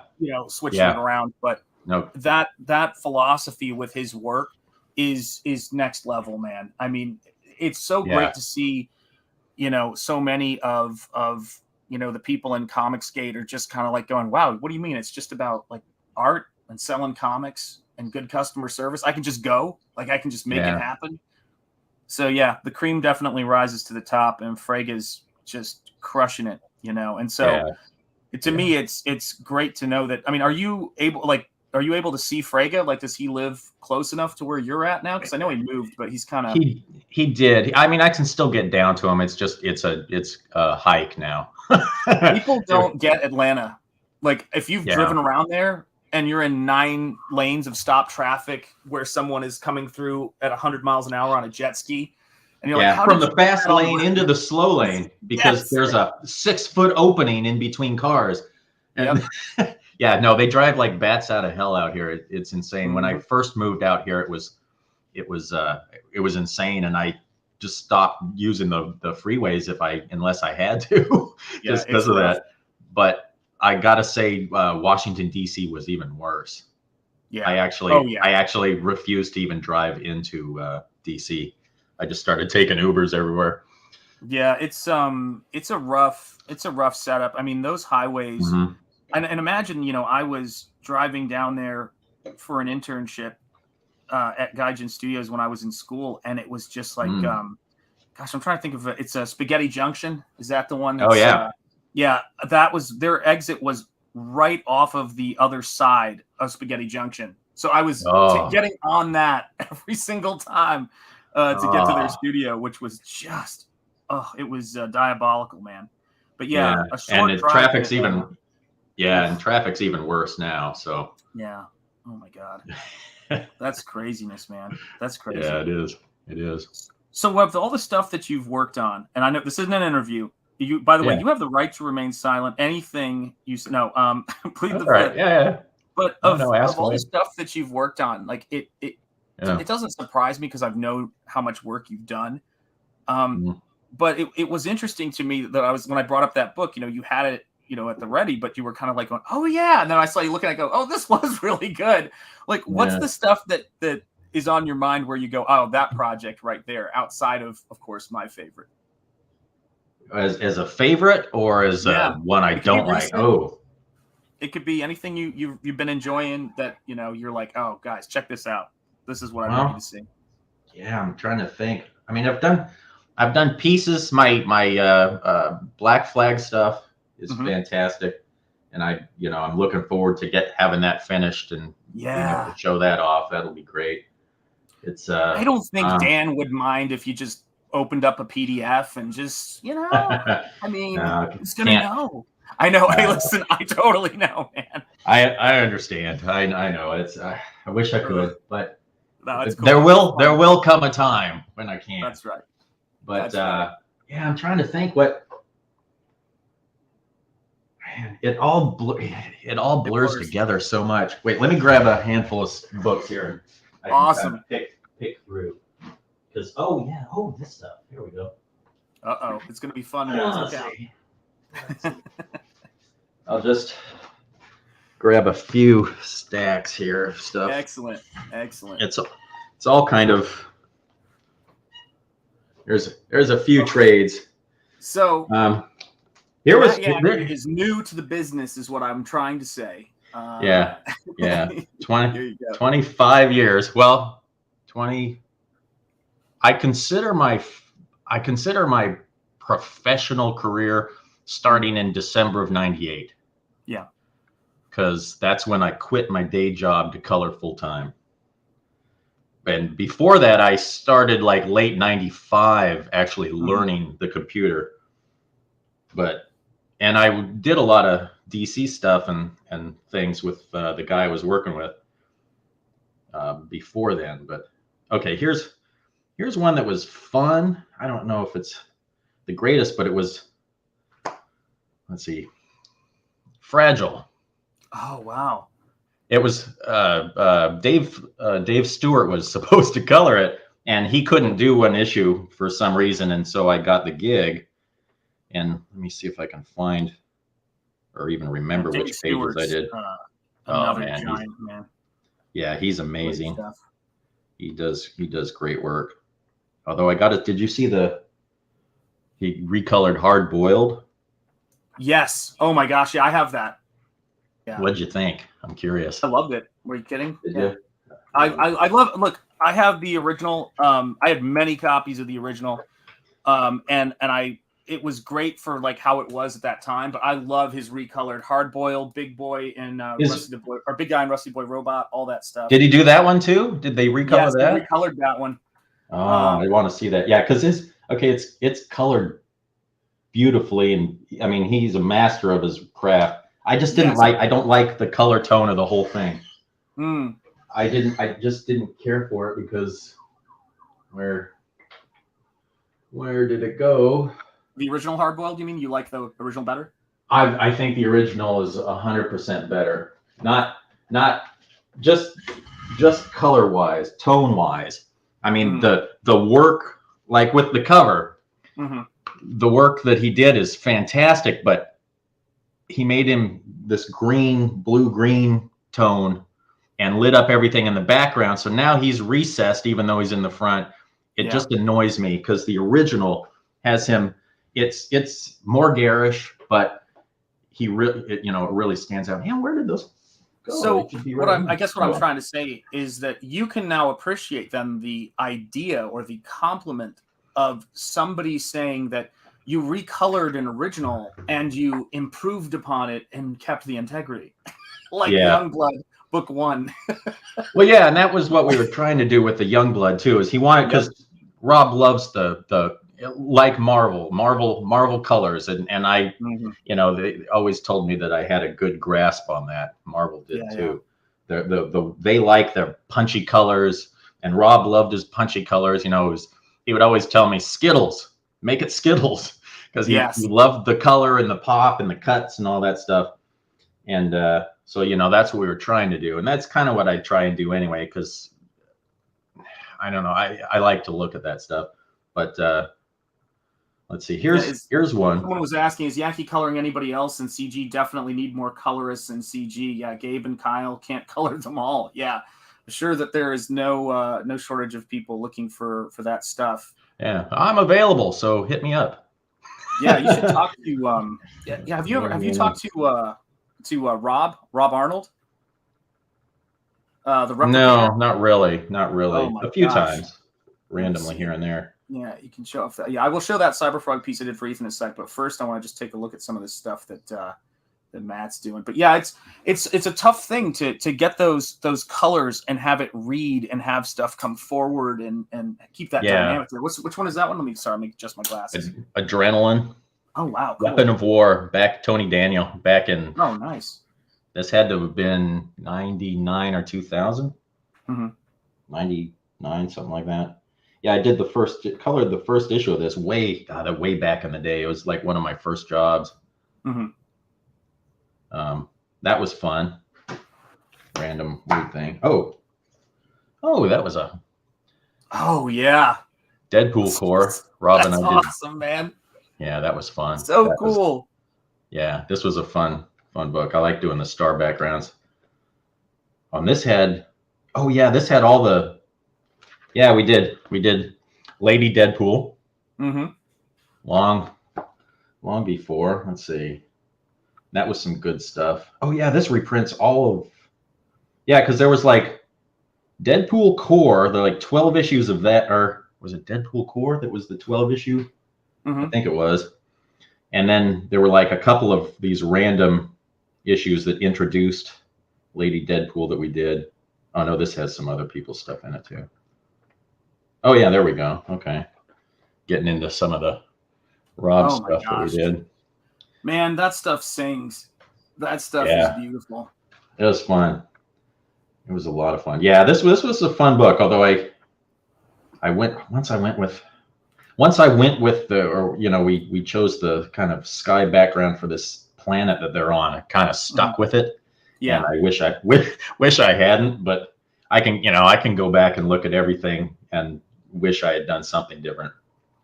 Well, that's what I think, and people are saying that was a great storyline too as well.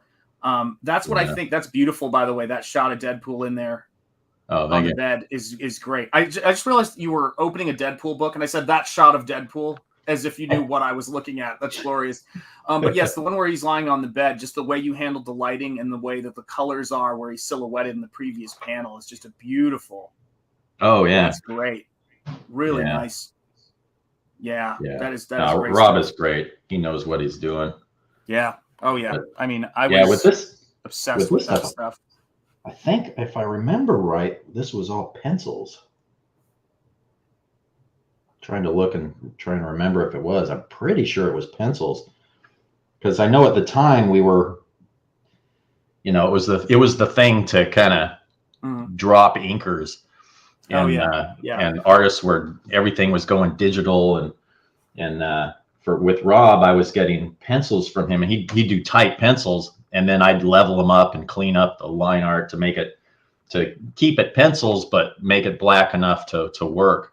Hmm. And I'm pretty sure we did this whole thing that way, because all the borders and stuff were all me throwing in borders.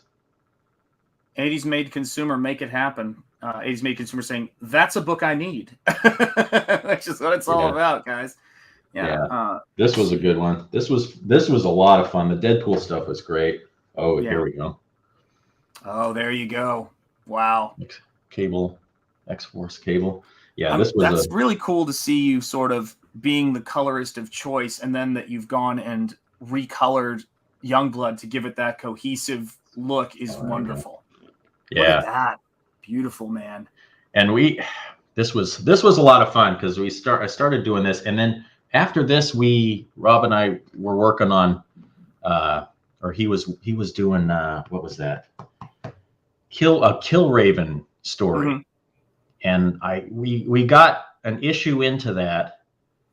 Technically, I think two, because I think he was working on a couple issues at the same time. So I was coloring a bunch of stuff, and I colored most of the first issue of this thing, and the whole thing got shelved, and it never came out.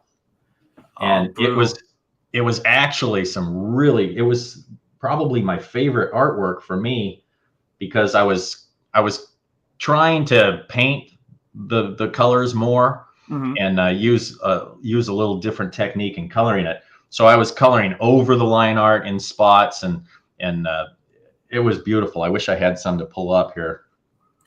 So this is but it going never to came be, out. This is going to be my only complaint for the stream. I want that noted in the captain's log. Yeah. When I go to the Twitter feed of the great Matt Yackee, and I don't get nearly enough artwork from this career sprinkled in, I am disappointed as a fan and audience member. I'm like going, I just keep scrolling. I'm like going, where's that obscure close up of a panel that I need? I mean, it's all you can share like bits of that stuff, right? Like no one's gonna get upset. It's published. Oh no, I could. Yeah, no, I really prefer not to use Twitter, but you kind of have to. So I'm just you know, I never used it before, and for the most part, I don't share anything I'm working on, because it's not real kosher to do that unless you have permission, and I just don't, and because but the old stuff though is no, I probably should post more stuff like that, and you know, I probably will at some point. That's actually a good idea. Maybe I will. You know what the problem is though, is so funny to me, is that whenever I meet people who do work, and I run into this too, everybody runs into this, is they don't understand what it's like to not be themselves. So like, I know that sounds crazy, right? So they're like, who'd want to see that? And we're like, we'd want to see that. Oh no, that's true. It's so funny. Yeah, when anybody famous that you meet, they're just normal people doing shit that other people look at and think, oh, that's really cool, want to see more of it. But really, they're just some dude doing, you know, playing with themselves or whatever. And not literally. No, I know. No, listen, you know, it's fine. We're not here to judge, you know. But I mean, most people don't think of you know, look at things like that, or step out of themselves and look at what's going on. And it is very weird. It's weird to do. Ooh, here's these covers. I did a bunch of. Rob did covers for his relaunch of Youngblood through Image, and some of these books I know Malin did. I don't know if he did whole issues or just some of it, but these covers were awesome. They were a lot of fun. They actually turned out really well. So I want to say hi to Random McGranderson, and then I had a question in the chat. James Hayes says, not sure how to word this question, but are most colorists artists too, meaning drawing stuff? I see what you mean. I get what you mean. I know what you mean. Yes and no. I mean, I can draw, but I don't. You know, there's so many. Everybody else can do so much better than I can that I don't really bother drawing too much. But you know, I thought that if you I and need RT to, Bear said that all colorists and inkers are drummers, is what I was told. You know, oh, I could buy that because it's right. It's even with color. It's color only in the last, I don't know, 10, 12 years. I mean, with image, color became a thing, more of a thing. Definitely. And to the book and to the people buying it, and then, but it's always been a kind of a supporting role. It was production. That's why colorists, you know, for a long time didn't get royalties or anything because it was considered production. They didn't back in the day, and so brain fart. Where was I going with that? Oh, no worries. Listen, you had a late night. I'm going to distract for a second with this because someone was asking me. Actually, let me find out who's asking me because I always want to make sure I remember who it was here. I was Teflon Ron, I think, was saying wanted to see the Cyberfrog trading card. So let me throw that up on screen here. So yeah, this is the Cyberfrog trading card I did for Ethan. That's going to be in the next set, guys. He's also got another campaign going right now. For t-shirts and hats and other cool stuff. But yeah, that was a blast to do this piece. It was a lot of fun. And this is I've been sitting on this since 2021, so about a year. Oh wow. And I haven't been able to show it since then. So I was excited when he said, all right, I'm showing the card and this is what we're doing. So yeah, it was a blast to do. And that's nice. Thank Yeah, you, I Ethan, like for that opportunity. It was fun. But you know what I'm saying? It's like when you have these conversations with people who are passionate about color and comics, the thing about your stuff that gets me is I love the classic comic book colors, but I'm not naive. They're not what I picture in my head when I think about them, if that makes sense. Yeah. And when I see I use this compliment in very specific cases, and I'd imagine you know what I mean when I say this, which is when you see something colored with the sensibilities you bring to bear, it reminds you of how comics felt when you were reading them at the height, at the zenith of the comic superhero. Do you get what I mean? But if you went back, it wouldn't look how you remember it. You do it how you remember it and how, you know, it feels, transports you. Yeah. Yeah, I think I know what you mean. I think I do. I don't even know if I know what I mean half the time, but yeah, that's right. Yeah, that's right. That's right. Oh my gosh! Yeah, I hope that becomes a poster. Yeah, that would be great. If Ethan can do whatever he wants with it, he owns the rights. So that would be beautiful. Image focused on colors, but didn't consider art, but production. I don't know if that were you saying Image? How would you describe that? Image kind of turned the tide, especially for coloring. It became more of it. It was always an art. It was an art for, like, if you look at Barry Windsor Smith's artwork, all of his stuff was done on newsprint, and he colored all of it. But he knew exactly what the colors he used would look like on newsprint. So he did it himself to look a specific way in newsprint. So like all of these reprints don't do them justice. You need to get the originals to see his real color work the way it's supposed to be seen. Yeah. And when Image came out, it really did step up the color work, because at the same time that they got big, they moved into digital, right? Coloring became fully digital, and it really got expanded through Image and all of the different studios in Image. I got to say hail to my brother and fellow colorist, Gabriel L-Type. It's good to see you, Gabe. He was with me on the stream. We just hit 1,000 subscribers on this channel the other day and 2 days ago. And so it's crazy, man. And thank you, Gabe, and everybody for being there. It's wild. Okay, here's one that.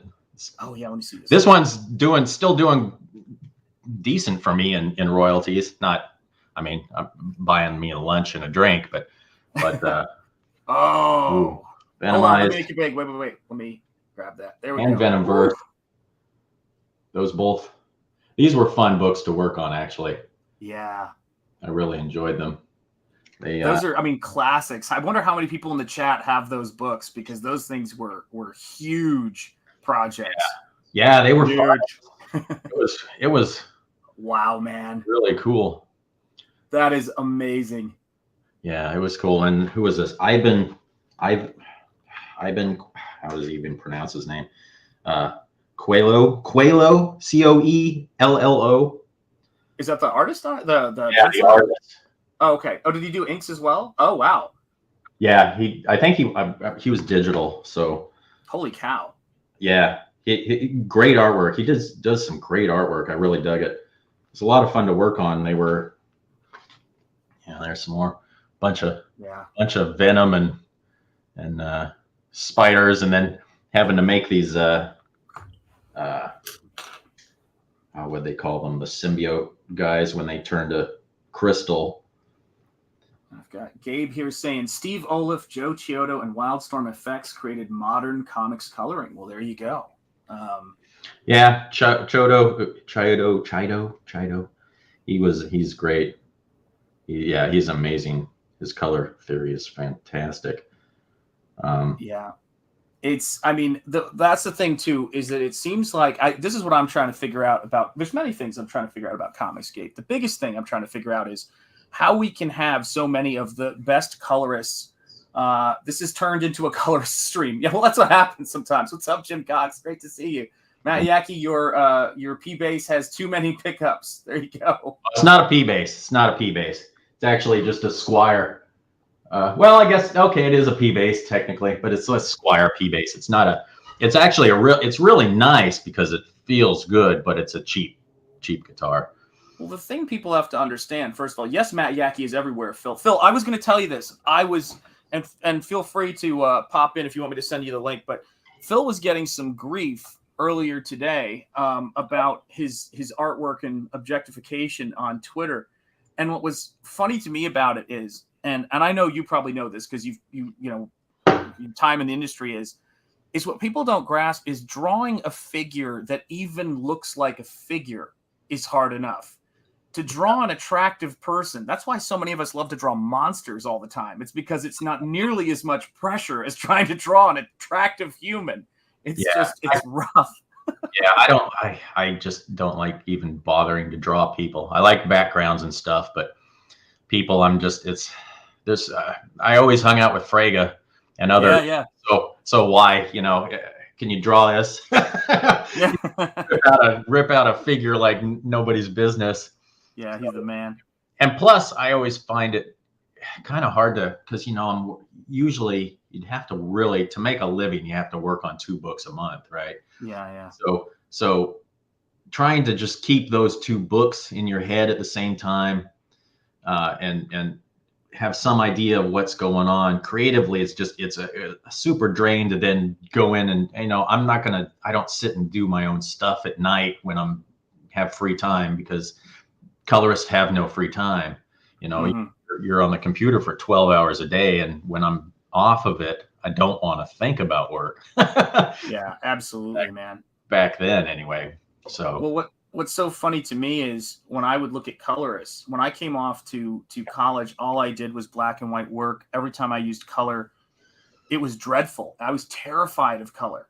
And now that I'm doing, when I finally got over that and came to kind of understand a little bit about it, it opened so many doors for me. But I think a lot of people are really terrified of coloring their work, because there's value, there's chroma, there's all those things you have to think about. And it can be overwhelming, man. And you're taking a piece of artwork and you're trying to bring it to life. It's like you're a bandmate, and it's intense.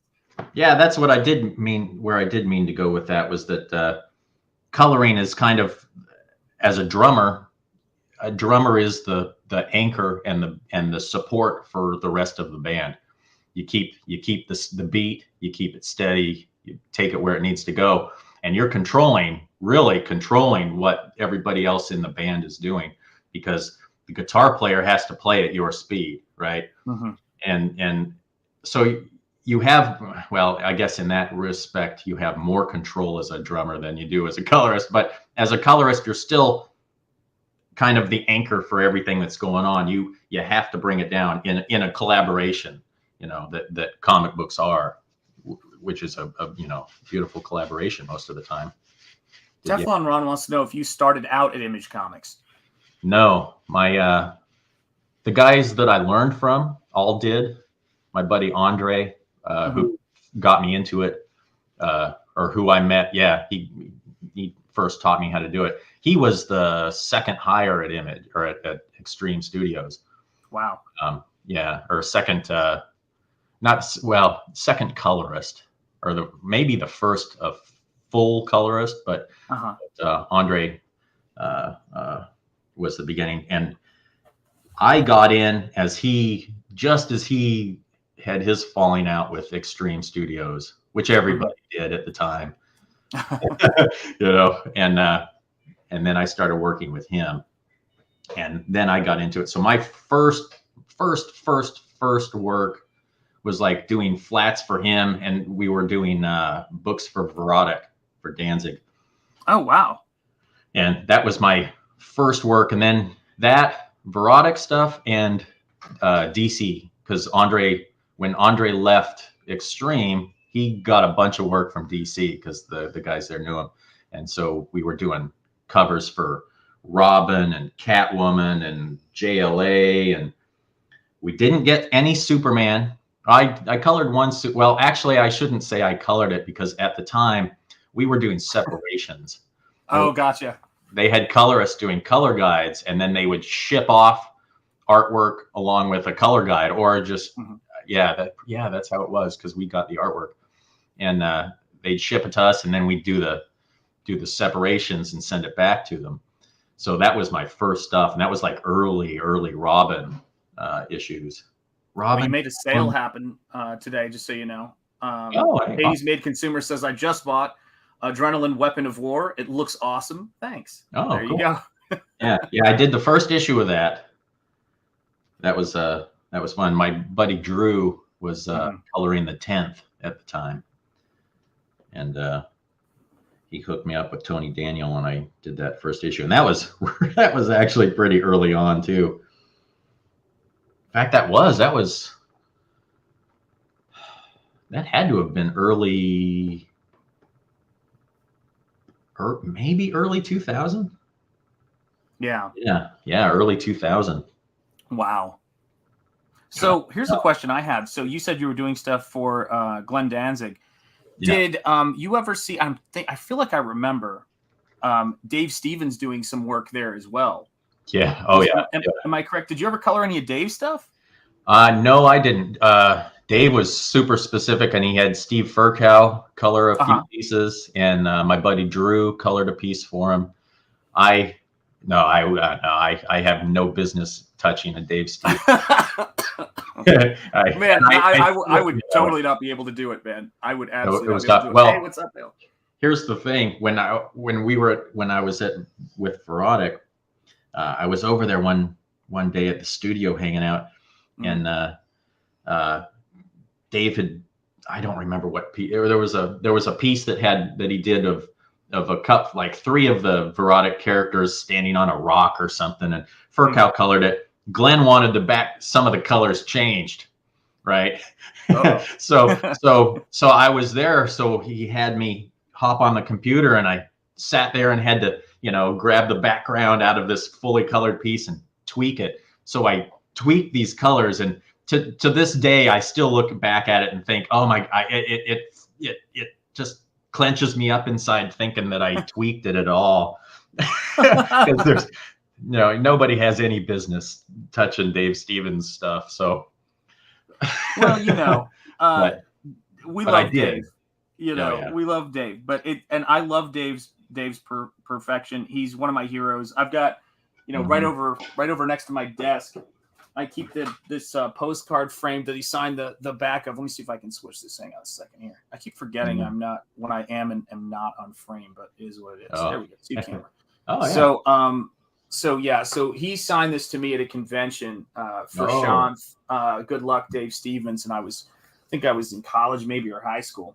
Right and on. I'm a huge Dave Stevens fan, but the thing that drove me crazy is that he never got to really see any of the, he died essentially broke because he couldn't just let these things happen. Mhm. He was just always worried about it, and it's great. But it's at the same time, I think there were a lot of people who wanted to help him get his stuff out there. In fact, posthumously, for that matter, with the Yeah. complete Rocketeer, and it's really frustrating, because he's one of those Yeah. artists that is his worst, effort is beautiful, but he just couldn't let it go. It was so hard for him to let his work go. What a genius, though. Such a shame we lost him. Yeah, I know. Verotic put out a couple of his books, some art books and stuff. Oh, were those poster books? Those two, yeah, there were poster Yeah, books. I think I have both of those over there. Okay, yeah. I have copies, but I don't have them here in Atlanta. Sadly, one day I may get them back. Yeah, absolutely, man. There's another one. Hold on, let me switch this up here. Hang on. This was fun. This was actually a lot of fun.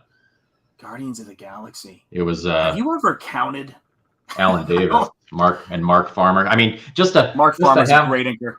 Just to have my name in that stack is like, holy crap. Yeah.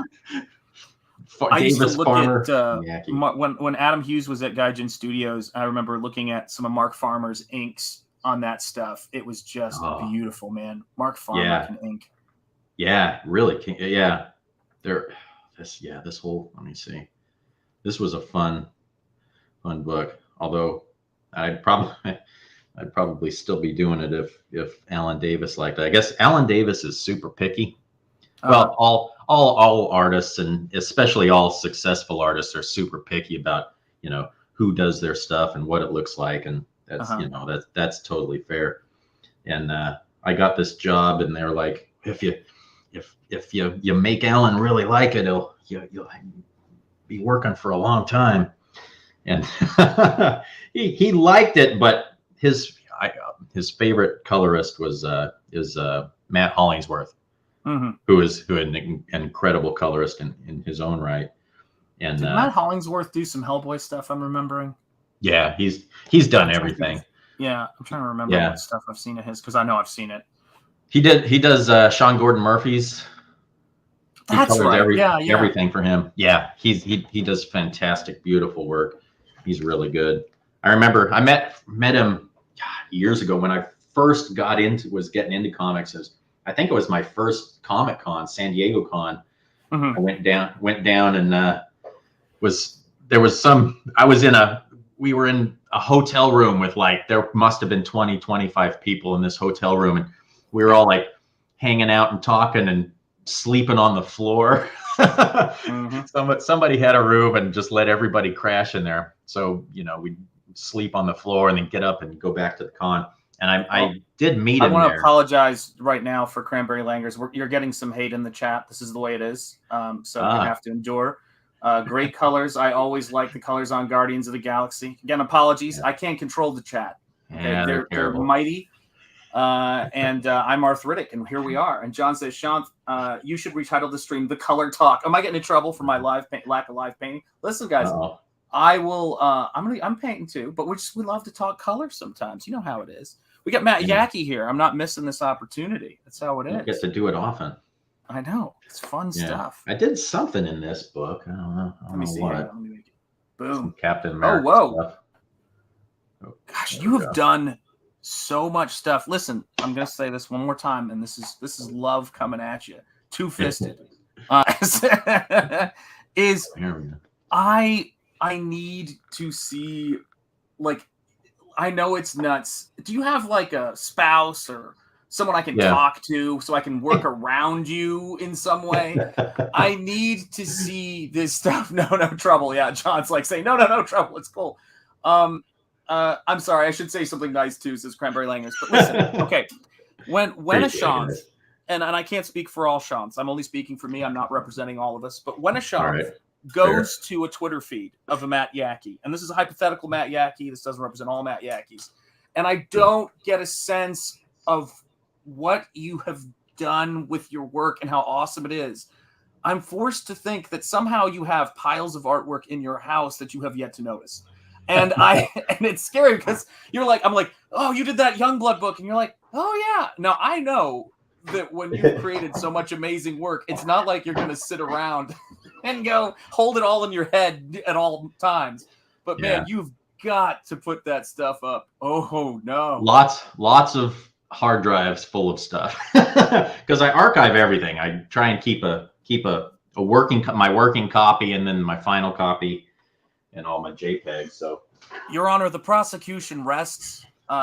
He's like, and by the way, I've got tons of this stuff I could be putting. I did. Twitter. I was digging through boxes the other day in the garage because we moved last year, and finding spools of DVDs that I had burned. To archive stuff. I should try and get some of it off of there to see if make sure it's still in good shape. Chat, do me a solid. If any of you guys would like Matt to be posting some of his coloring work on Twitter, could you do me a favor and put a 1 in the chat?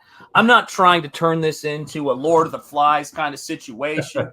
But if it happens, I know I'm not Piggy. I'm just throwing that out there, guys. I'm turning this violent, you know. That is a good idea. I should do that. Actually, it's like, have you seen Eddie Van Halen's Twitter? Yeah, it's all pictures of his cats. Like that's what I feel like I'm looking at. You can feel free to just monitor. I'm taking some Advil, much needed. Oh yeah. You can monitor the chat. Let me know if you see any ones happening. I doubt you will because There's I think I'm an outlier. You know. Yeah. No, there's a couple. Here was a fun book. It was Onslaught Reborn. Oh, nice. Onslaught Reborn. Nice. Yeah. Was that the one with the I'm bringing Onslaught back? Yeah. Yeah, I loved that, man. Let me see if I can find. Oh wait. Oh yeah, this one had this stuff. This was so much. This really turned out well. It was. Let me see. Oh, there's one. There's Ultron. Yeah, this was all pencils. I think this one had that great. Oh yeah, some great. Here, let's see. Where's the best shot of this? Yeah, I loved this scene. This sequence was just turned out so awesome. I really dug it. Let me switch it. Okay. There we go. Oh man, that's classic. Yeah, I was really happy with the backgrounds because I actually used photos, but I tweaked them enough, and I think I desaturated them enough to kind of throw them into the back and really pop those guys. And it was fun. And Rob's armor was always really cool. That's the only thing I don't like about the new guys that he's got coloring for him is all of their metal. I mean, because fucking Rob was always, more glows. Give me more glows, Make it shine, make it sparkle. And the only thing I'm missing off all the new people coloring is like when you see Cable and he's got this metal arm and it's just there's no shine to it. It's white and gray, so it looks like it's silver, but there's no shine to it, no chrome. And that's the only thing I want to, I love the guys that are doing his stuff now, but that's the only thing I would change. It's just juice up the metal in that stuff, and man, it would be top notch. Well, I'm gonna try to gauge the room here. I can't remember what we settled on, what ones meant, but John's got a 1, James Hayes has got a 1, John's adding another 1, asterisk meaning 1, of course. Dale A's got a 1, but what's his Twitter handle? That's a very good point. Rest in peace, Eddie Van Halen, doff the cap. And rest in peace. 1 for Joe Wapner there, and 1 for Teflon Ron. Love how vibrant they look. Too many colors are muted and drabby feeling today, and I would agree with that. It's a choice, it is one thing, but I do think it has become almost a convention to do drab colors. And it's editor's choice too. Always editor's choice. Yeah. So you can't. I mean, it's tough because your editor. It's just what they want. And you can't, I mean, trying to gauge what they want half the time is a colossal pain in the ass. Now I'm putting in the stream, I'm putting Matt Yackey's Twitter handle. Now this is only I'll change my so name. that you guys can go and heckle him until there are images of artwork on there, because it's like, have you seen the movie Swingers, Matt? Have you seen the movie Swingers? No, I haven't.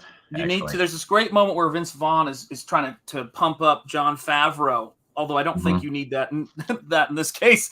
And he goes, "You're sitting there looking over at her, and she's like this little bunny, and you're just batting around with your paws, but you're this bear, and you're like, what do I do with this bunny with these claws, man? What do I do with this bunny? I've got these claws." That's kind of how I feel about your coloring right now, man. I want to see it desperately. Would make my day. No, that's fair. I should post more. When I was doing Marvel stuff, I was posting more. We're trying to post little snippets and make funny quips about them or whatever, just to generate something, because I felt like, you know, it would help. With the comic skate stuff, I really can't. And with the indie stuff, I try not to, because I don't want to show anybody's art before they release it. Of course. Yeah. So, Of course. Yeah. I mean, it's one of the things about it, you know, for me is, you know, when I'm looking at this stuff is that I think we go through this weird period with work. Like someone was calling up some of my older stuff and people were just saying, oh, actually I showed it on a stream, and then people were buying it and backing it. And I was thinking, hey, what's up, Antoine and Duart? It's good to see both of you guys here, by the way. Yeah, Antoine's the man. All these guys are great. Thank you guys for being in here and on this really cool, you know, these streams, right? It's like you never know. Like you'll be streaming by yourself, then 4 or 5 people will come in, and it's great. Yeah. But it's the thing to where when people call up the work, I think it takes us a while sometimes to go, it's not so bad. Or when we go and we're working in independence and things like that, there's this firewall, you know. I mean, I was teaching college for 18 years, and this is my first full year of not being a teacher. I was a associate professor. Yeah. For the last like 5 or 6 years. Yeah, I was working in that field. Dude, that takes balls to jump out of something like that. Yeah, it's crazy, right? And that's probably where the talking and painting stuff comes from. Yeah. But when you're making a shift into something else, I think sometimes for a while it's kind of like you need a mental break from it. But your coloring it's so signature, it's so great, and it's something you can do and that you do that there's not a lot of people on the planet who can do it and who have done it at that level. And as my mother-in-law would say, if she were here from Texas right now, she'd say, Matt, don't hide your light under a bushel. No. You know, but I'm like good word advice. Yeah. No, good you word. Have of your colors without the line. Like, have you ever done that? Shown your colors without the line work over it and the side by sides? No, I don't think I have. Oh, dude, I'd love to see. I always love that stuff when people pop the lines off of it. So I could probably pull up Photoshop and share a screen. Oh my God, that'd be great, man. I could try and do. Let me see. Let me move stuff around here and see if I can. Yeah, take your time. I'm just painting. I'm not going anywhere. Yeah. No, that should be my epitaph on my tombstone. I'm not going anywhere. Yeah, really. Oh, okay. There we go. Move that. Let's see. Let's see if I can get this going. So I switched. I got rid of my Cintiq. Well, I took it off of my computer, and now it's sitting on the floor, and I got to figure out what to do with it. Oh yeah. Because man, the things I love about that Cintiq and being able to color like I'm drawing, but at the same time, it screwed up the ergonomics of sitting at a desk and working because you can't work for 12 hours straight working on that damn thing. Yeah. And it a lot of pluses and a lot of negatives. And I actually ended up buying a $60 Huion tablet.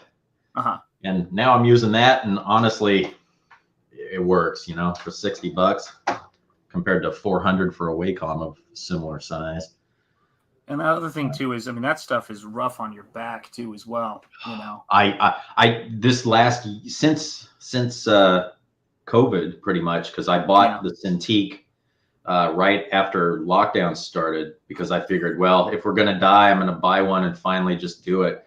So I bought it and started using it, and I loved so many things about it, but wrecked my back totally, completely. I mean, my thumb is still numb.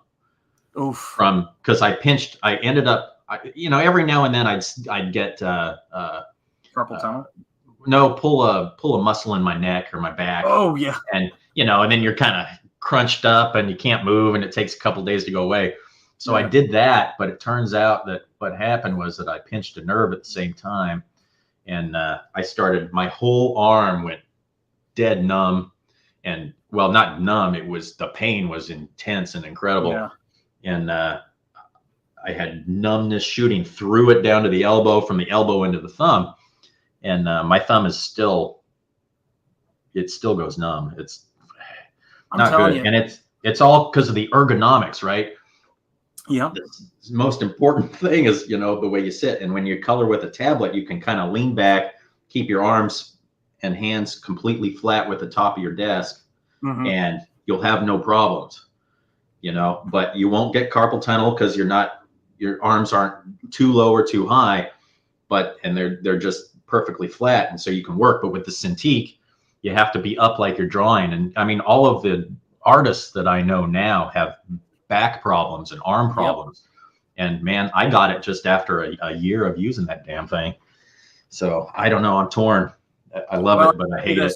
My infernal wife, who bless her has low standards, keeps trying to get me to do this thing called walking. And I've told her, listen, I don't like our house to be political. All right. I'm not interested in this whole cardio, living a normal life expectancy thing. I want to eat my Slim Jims and paint. No. Yeah, I understand. No, but thank God, seriously. Yeah, no, you do need to get out and exercise a lot. But yeah, and that would probably, if I could there's probably a way to reverse all of that with a proper exercise regime. But man, that's hard again, to do. I'm not here to tell people who exercise. I'm not judging their journey, but I want to add this. What is it about Matt? Like, he comes on these streams, it gets political. Why not get an iPad with Procreate? I'm sorry, Matt. I know we were trying to keep this, Yeah, no, you couldn't do that. I mean, the thing I found, the reason I didn't get a Cintiq for so long was that I didn't see a way to make it productive enough to get things done fast enough. I really just saw the hindrances to my workflow. And yeah, there's some things sped up, like flatting and making selections felt really organic and was fantastic, but it did slow things down in other ways. And so it was good and bad. It's just the pluses and minuses were, man, the minuses are the physical pain and the inability to actually work when that pain gets so bad. So I, just had to stop. All right, let's see what this is. Aha. What is this? Okay. Do I have, where's the lines? There we go. Oh, well, this one, this one, you won't even, well, okay. Let me see. The only real problem is that when I got rid of the Cintiq, I went down to one monitor. So that's right. I didn't even think about that. God, that's so funny. That's and my monitor has to be calibrated for print, right? So with this monitor, the color reproduction is like 98%, so it's fantastic. But the gamma it's really dark to be accurate, and so everything I look at on it is super dark unless I go in and pump up the gamma. Yeah, Citizen Ronan, I'm working on it. I've got weights down in the basement. I got to work on my shoulder because this is like, I can't keep kicking it down the road, But you know what it's like. I mean, all of these guys know this too. That everybody I know who drives for a living. My job was 90 miles away when I was teaching college, so 3 days a week I was driving 180 miles, and the tension of driving on 95, with the way maniacs drive on that. Bless their hearts. My people, but bless their hearts there. You get out of the car and you've just been in a ball like for all that time. So I don't know how people who are driving, 5, 6, 7 days a week do it, long distance. Oh, Matt's got some joy for us here. Hang on, folks. Can you see that? Yes, I can. And let's make it happen. Boom. There we go. Okay. Yeah, I can't see the screen, so I'm just looking at Photoshop here. Oh wait, I can see this screen. I can't see the StreamYard. Oh, weird. Okay. Well, because it's covered. It's covered up. Oh, gotcha. Okay, good. Just making sure. So yeah, we can see that zoom. Okay, let's see. Oh yeah, let's see. We got to zoom in on that, man. Oh, guys. Let me see. Are you seeing the? Okay, you're seeing panels too. Cool. So a close-up like this, guys, just so everybody knows, this is not something you're going to get to see on that Twitter because Matt doesn't like us. And oh my God, that's what I want to see, Matt. Come on, turn your Twitter feed more into porn. Make it happen. Make it color porn. It's so. Look at that, guys. You're watching a very happy Shanth right now. Look at this. Yeah. That is what I love, man. Yes. Yeah, yes, Matt. That's fun. Let's see what else. Nice. I've got about, damn, there must be 30 layers on here. Yes. Look at this, guys. Wow, that looks fantastic. That is absolutely right. Fixes. Fantastic indeed. Background. Perfect. So let's see what else. Different tweaks. Yeah, different versions. I got like so many different layers going on here as we were tweaking things. And okay. Oh, yeah, right. Rim light. Get that rim light out of there. Let's see. Matt can't see the stream, so I'm going to have to read these aloud again. I apologize. Citizen, listen, guys, when we have a guest on, I need you to treat the guest with respect. I apologize for their comments. Wow, that looks fantastic, says Citizen Ronan. John says, very, very cool. Teflon Ron says, nice, as well as a painter's palette and a thumbs up. Bordeaux says, damn. And I'm assuming they mean that. Damn. And John says 30 layers. That's just warm up for Rini. Rini's young. That's like lifting with your back. People say don't lift with your back. And when you're in your teens, you're like, why? And then you turn 25, you go to lift with your back and you go, don't lift with your back. Oh, yeah, that's the truth. Oh, here's another. Yeah, man. Oh, that's beautiful, dude. I love when people take the lines off and you can see the values you have to do, especially when you're thinking for pre-press. Yeah, people are cranberry language looks great. My biggest issue with digital coloring was always coloring too dark. Oh, beautiful. And that is for our guy, right? Dan the man. Yeah, Plagle. Yeah, I did that. Plagle's the man. I saw him. I saw this piece and I was like, oh man, I want to color it, as I like coloring Dan. Yeah, Dan's awesome. So I just threw this together. See, this is the thing, right? We all, one of the reasons we're here in CG and one of the reasons we're selling these books, guys. And by the way, I always forget to talk about it, but Nosfero the Crypt Walker is available on Indiegogo right now in demand. The link is in the description. But guys, because my salesman ability is what it is, and I'm working on it, but my enthusiasm for other artists is next level as far as I'm concerned. When I get the chance for us to do this, there is so much. We all talk about it. We lament the grotesqueries of, Twitter or wherever. It is so rare that people have the capacity to create beauty. And when you share it, it pushes back on all this. So when people see your artwork and they see the colors, this is what it looks like without lines. That could be the thing some young colorist sees and goes, that's what I'm doing wrong. Or I want to do a study of this so I understand the colors. Yeah, I love that. That's for Joe, right? Yeah. Joe's the man. Love Joe. There it is without. Oh, dude, zoom. Come on. Look at that, guys. Oh, go to the hand, the foreshortened hand and arm. No, other one. That nice, man. Yeah, that's great, man. Yeah, this one so good. I know this one's been shown before. Yeah, this was a fun book. It's supposed to be one step above flat. Mm-hmm. That's really all it was supposed to be. So it was a fun book to work on. It made me think. I had to sit and kind of think about it. I mean, you can just do color choices, but you got to model it a little bit and not make it look, too flat, but not over rendered.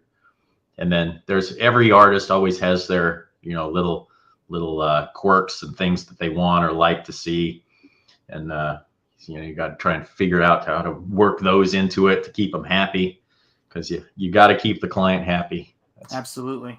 That's why. Yeah, that's how you get to be a pro of your standing, and a pro of your reputation. There's a reason why I know your name and the reason why I know your work, and that you've worked with so many amazing people. And this is the thing about it too, guys. Or first of all, let me say hi to Santi and anyone else who's come in, or Santi, depending on if you pronounce it like mine.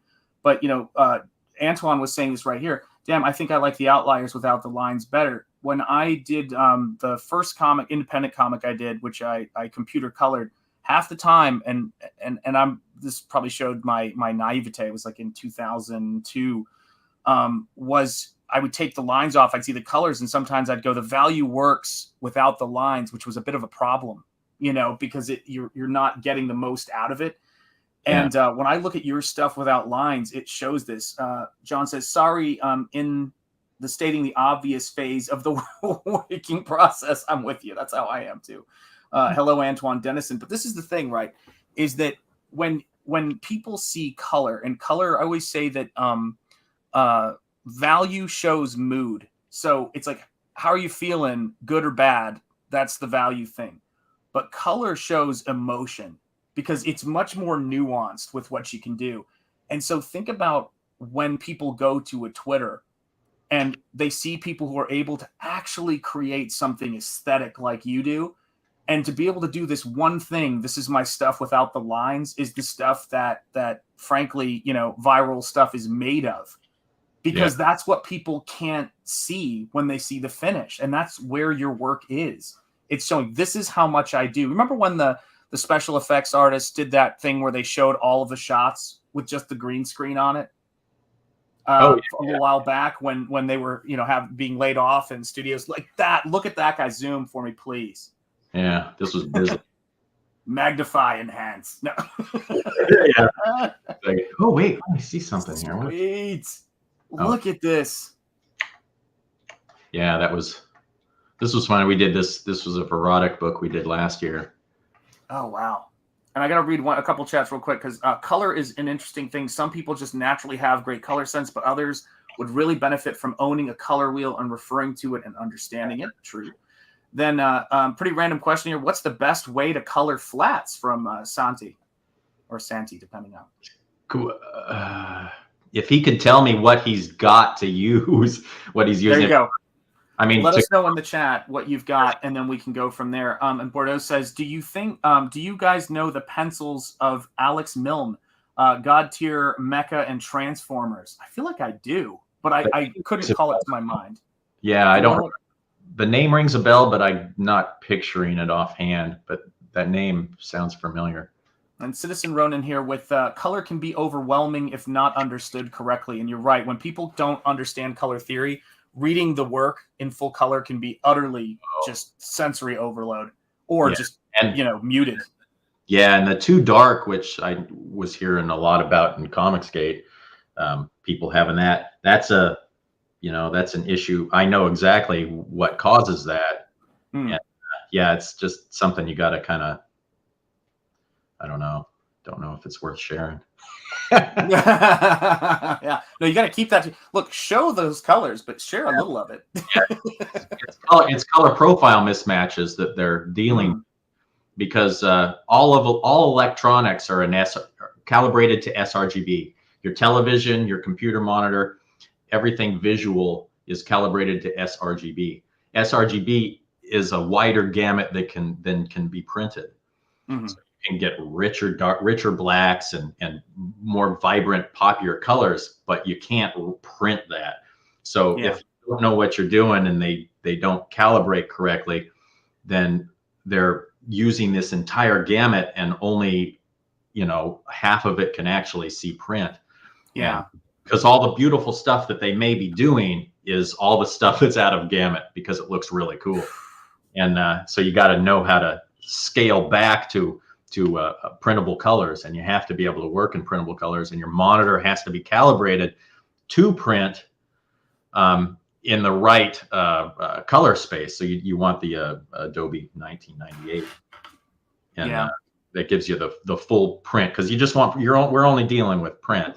I mean, we are putting up JPEGs and doing everything electronically, but ultimately that's for print. So you can't worry about the digital space, and you have to calibrate for print. Otherwise, your stuff is going to look wrong. And sort of reminds me of the special effects conversation that ILM would have, and other bigger studios would say that that people would hire smaller studios and a bunch of different smaller studios to work on the special effects for a project because the quote that they would get from ILM was too high. And then they'd end up calling ILM at the end of the process and going, okay, we need you to make all this stuff work. And it was way more expensive than if you just hire the person who knows what they're doing from the beginning. And that's the thing about it. When you hire a world-class colorist and like Matt Yackee or Gabe El Taib or any of these guys, you know, who are doing this incredible stuff and understand pre-press and have decades of experience, you're gosh, I hate to quote Psycho, but it's an obscure quote from it. You're buying away trouble in a sense, or paraphrase a quote from Psycho. You know, you're buying away down the stretch nightmare scenarios of trying to make it work. Totally. And you can't possibly convey in a short conversation on any stream the depth of what you know from years of experience. That's really what it is. Yeah. That's really true. Here's a mail-in piece I colored back. Hold on a second now. This has got to be here. I can't turn the line off on the art off on this one because I only have JPEGs on my computer right now. I know Malin's sitting there with the artwork right now, drinking a glass of wine, going, I have it without the lines. Yackee. Yeah. Oh my God. Yeah. John has been very kind to me. The whole reason you're on this show right now is because John Malin came onto my stream one time. I was using a different stream thing and he goes, the way that this stream does guests, or I hadn't even had guests on. So then he made me do that live. He's like in the chat going, let me come on here. And then he came on here and go, this is a horrible experience for your guests. Get on StreamYards, figure it out. So that's why you're here, you know. John be a John, which we love. You know, he's just and he's been great, man. And he helped me with the Comicsgate Presents too. Yeah, you got to zoom in on some of this stuff though, man. Come on, we're nerds here. Yeah, coach is gonna coach is right. Yeah, PT equals physical therapist, OT, occupational therapist. Yeah, we've got some physical therapists and occupational therapists in the house. And thank you for the work you do. We will be needing you down the stretch. Beautiful. Oh, man. That's great. I love you coloring his stuff. Yeah, they brought me in on it to make it kind of Liefeld 90s-ish. Mm-hmm. So that was kind of the goal. That's pretty. Lost towards the end or not, but yeah, man. It was fun. Yeah, it was fun. I was sad to see it only go 12 issues, but you know, such as I guess you're pretty lucky if you make it to 12. Oh yeah, absolutely. Let me see if I have the covers because the covers to especially I don't. The cover to issue 12 was probably my favorite cover that we did for the Thunderbolt series. Yeah. Dude, this is beautiful stuff. Let me see if I can. Right now, let me share this. How do I get this going here? Share. Let's see. I guess I gotta. Let me stop this. Sure. Yeah. Reshoot. I remember when George Lucas was talking about when he met Akira Kurosawa for the first time, and he goes, "I didn't speak Japanese, and he didn't speak English, but if you make movies." And you both understand cinema. He goes, you can just talk for hours. Like you understand what each other are doing.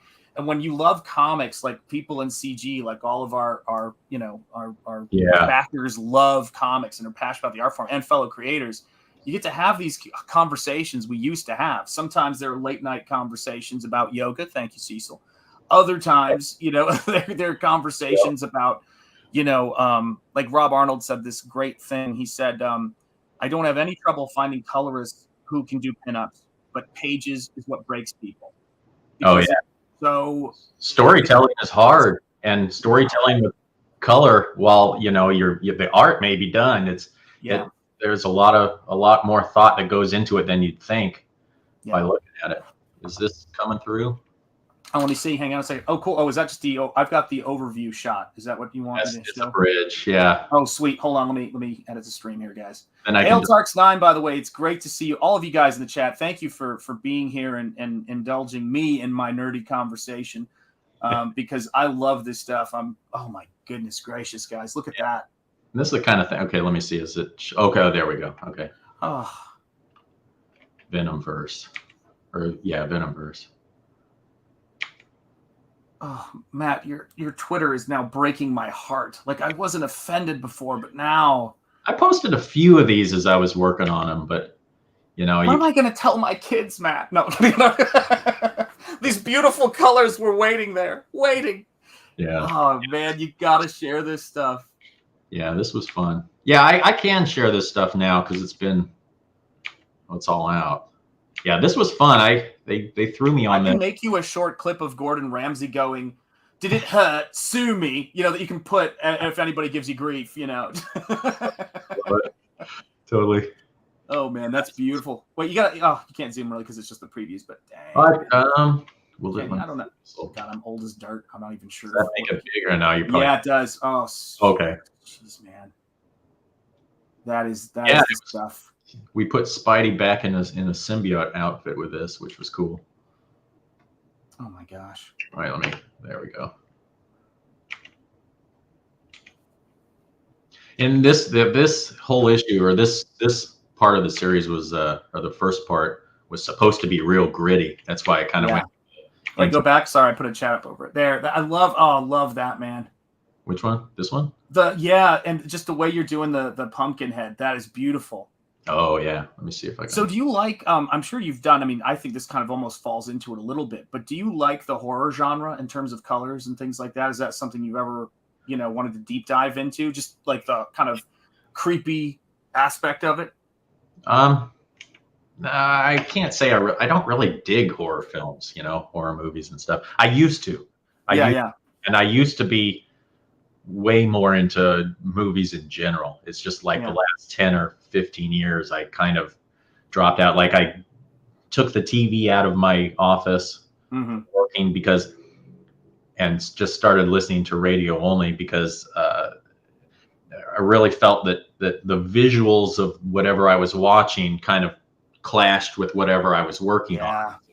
Unless you're trying to emulate what you're seeing on the TV, it just got distracting. So I just went straight to music and talk. Well, I'm not throwing stones in this glass house, so if you don't, that's fine, but I'm working on it myself. But I was curious, do you read fiction? And did you grow up reading fiction out of curiosity? Some, not, I wouldn't say I was a voracious reader, but I read some, and then I read more after. Well, I read a shit ton of comic books, that's for certain. Well, that's the other thing too. I was going to say, I know you've probably read comics. Now, here's the other aspect of it. Is music the biggest driver when you're coloring, or are you coloring in silence or listening to podcasts? I'm just curious. Music and podcasts for me. Gotcha. Podcasts, or like in the late 90s and the 2000s, it was Art Bell. That's when I was working. I'd stay up, listen to him all night long and work, and then put music on. And so, it was music and talk and, whatever else I was into at the time, but mostly those. I mean, I watched a lot of, I colored a lot of books watching and listening to The Matrix. Yeah. Oh yeah. Came out on DVD. I had that. And, I think I bought a DVD player because of The Matrix coming out with its bonus features. Pretty sure that was the first time I owned a DVD player, which is too funny. We've got one of our dear friends, David Brohock Williams, penciler on Truth, Justice, American Way. One of the three geniuses, the king, the man. Tip my hat to you, sir. Much love, brother. King David Brohock Williams. Movies seem to be getting to be like politicians as of late. Lots of verbiage with few points. True. Cinematography is reaching great heights, but a vapid story. Yeah, for me, the thing about it is I love listening to soundtracks, but I'm really a podcast kind of person. Like I can listen to, I can listen to Jordan Peterson. I can listen to Joe Rogan sometimes. Actually, I listen to and watch a lot of boxing when I color, which is strange. But also I listen to a lot of Comicsgate streams I miss. Like if I miss one, I just play it in the background while I work because it just gets me in the zone for what we're doing here, Yeah, it is. Which is, I gotta say, it does get you in the zone. It's exciting to be able to talk comics and stuff. I mean, for all the time, I'd be sitting. We're sitting at home doing stuff solitarily because I mean, how many people actually go into the office to do this? Very few. So most of us are at home alone. So being able to talk about it's kind of exciting. It's strange and exciting at the same time. Let's see. Oh, there's one. Yeah. Oh, guys, like, so just remember this. I know some of you guys may be becoming fans of Matt Yackee. I'm here to discourage that. I'm not interested in that. I want you to look at all the things that Matt is withholding from you. I'm not saying it's the same thing as the Shane Davis Ninja Turtles Christmas story, but it's close, is what I want to say. It's close. He's saying, I have all this beauty and wonder to take you away from the hellscape that is Twitter. From the hellscape that is often cosplay Twitter. We're not talking about Anna here. We're talking about the other cosplayers out there that are we see in the wild. What I'm talking about is look at there's. All right, Matt. Spider Ham. I love Spider Ham. Spider Ham's awesome. Spider Ham is incredible. I remember the first time I saw Spider Ham was in, of course, Marvel Age when that was coming out. What were your first comics that you were super into? You said you read a lot of comics. I know I did. So what were your like what got your heart at the beginning? What just captured you? Let me think. The very first stuff, well, the first stuff I got into wasn't comics per se, it was Mad Magazine. Yeah. And nice. So as a kid, little kid, my dad would always buy me Mad Magazine when we go to the market, and that was my very first, well, I had some Spider-Man stuff when I was really little, and I remember it wasn't it was like the record that had a comic that you'd listen to and read with, and I was like 4 or something. So I don't really count that, but that was Spider-Man. But Mad Magazine, and then I picked up some G.I. Joe, because I loved G.I. Joe at the time. I was a kid when I was a kid. Yeah. And that I found G.I. Joe comics through the toys. I found the comics, and then I started getting into more comics, and I'd get them from the liquor store down the street. And it was X-Men. It was X-Men stuff that first got me. And in fact, I think I was picking up like early the classic X-Men. So I was getting older stories that I didn't even realize were older stories, and seeing all that stuff reprinted and figuring out what was what. And that was even before I discovered comic book shops. Yeah. So it was Chris Claremont's X-Men that really snagged me. The story, it had action, and it had this fantasy thing, and it had emotion, which he brought into that, at least for, a 11 or 12-year-old or 13, however old I was. For a young teenager, he brought some emotion into it, which I really enjoyed. That was like the first stuff. And then at some point, I was buying a lot of that. And then at some point I discovered that there were comic book stores. Yeah. and found a local comic book store, and that opened up Hulk. Well, yeah, more Hulk. I actually started buying Hulk and discovered Daredevil and trying to think what other, a bunch of just all kinds of random stuff, the panoply of characters that they had, and all the books were coming out at the time. And I think Silvestri was doing X-Men when I discovered comic stores. And that was just incredible, Yeah. I gotta just say this to David Brohawk Weems. The great David Brohawk Weems says, I watch cooking shows because in general they're not political, and everyone eats and everyone gets hungry and agree they need food. David, you just wrecked. I was not thinking about food right now. I wasn't feeling hungry for a moment. And that comment just threw me into a tailspin, but you are right. And amen. That's one of my great loves are cooking shows. Cooking shows are the best. Guys, seriously, that's the stuff that people don't realize. Like, Gabe is an amazing cook. Apparently his wife's an amazing cook. His father was a master chef. He was just visiting him. And it's and I love those stories. And 80s Made Consumer, am I the only one who doesn't like Spider Ham? You're safe here, 80s Made Consumer. We're not here to judge, your Spider Ham journey. Cranberry Langers, my Sailor Moon cosplaying is tasteful and beautiful. Cranberry Langers, so is mine. Mine is my Spider Woman is, some say sublime, others say horrifying. I still love the way Mad Magazine handled language. Absolutely. Yes. Yeah, I gotta say, I learned a lot about language and even some little bits of foreign language from comic books. Hmm. Uh, uh, Writers being as verbose as they usually are, Chris Claremont threw in a lot of stuff and some bigger words. And as a kid, that you got to get that somewhere, and Yeah, absolutely. great for that too. Really was. Yeah, I mean, for me, this is the thing. And Daniel Craig has something here too as well that I like. My dad had a bunch of random Godzilla, Robotech, Elvira, and ElfQuest books. First thing I ever read was one of those smaller pocket comic books, and then the Untold Legend of the Batman. There you go. Right on. Yeah, it's so funny too. We're in a very fortunate situation right now, although it doesn't seem like it some days, which is first issue of mine was 188. I'm guessing you mean of the X-Men, I'm thinking. First comic book, Werewolf by Night, number 32, 1975. Brilliant book. And it was the first appearance of Moon Knight, whose show is on Disney Plus. We will not mention. David Brohock Williams, I do the same thing. Let me see here. Let's see here. David Brohock Williams. Oh, I kind of did the same thing with music by switching to movie scores instrumental after realizing it was influencing too much. Faith, there you go. Cranberry Langer says, I would say sublime. Well said. Yeah. What you feed grows is very true. Yeah. I mean, this is the crazy thing. Can you zoom in behind Spider-Man on that face that's back there, the bottom panel? Yeah. The eyes, on the right side of the frame where the colors drift from the background to foreground. That is absolutely beautiful. Oh, that is some dynamite color theory. That's the kind of stuff that when I'm mixing paint is what I love about it. It's just, I love how it goes from foreground to background in there. And so good, man.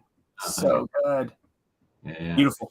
This was a really fun book to work on. I mean, I didn't know anything about it when they put me on it. They were like, yeah, can you color this? I'm like, yeah, Spider-Man, bunch of spider characters. I'm all there, that's and the thing with this book is because this issue, I think I did the whole thing, but where did the first few, 9-10 pages or whatever, the deadlines on these were holy crap, like literally a week or sometimes less. Sometimes they'd call me on Monday and be like, here's some pages and we need this thing done by Friday. And you're right like, on.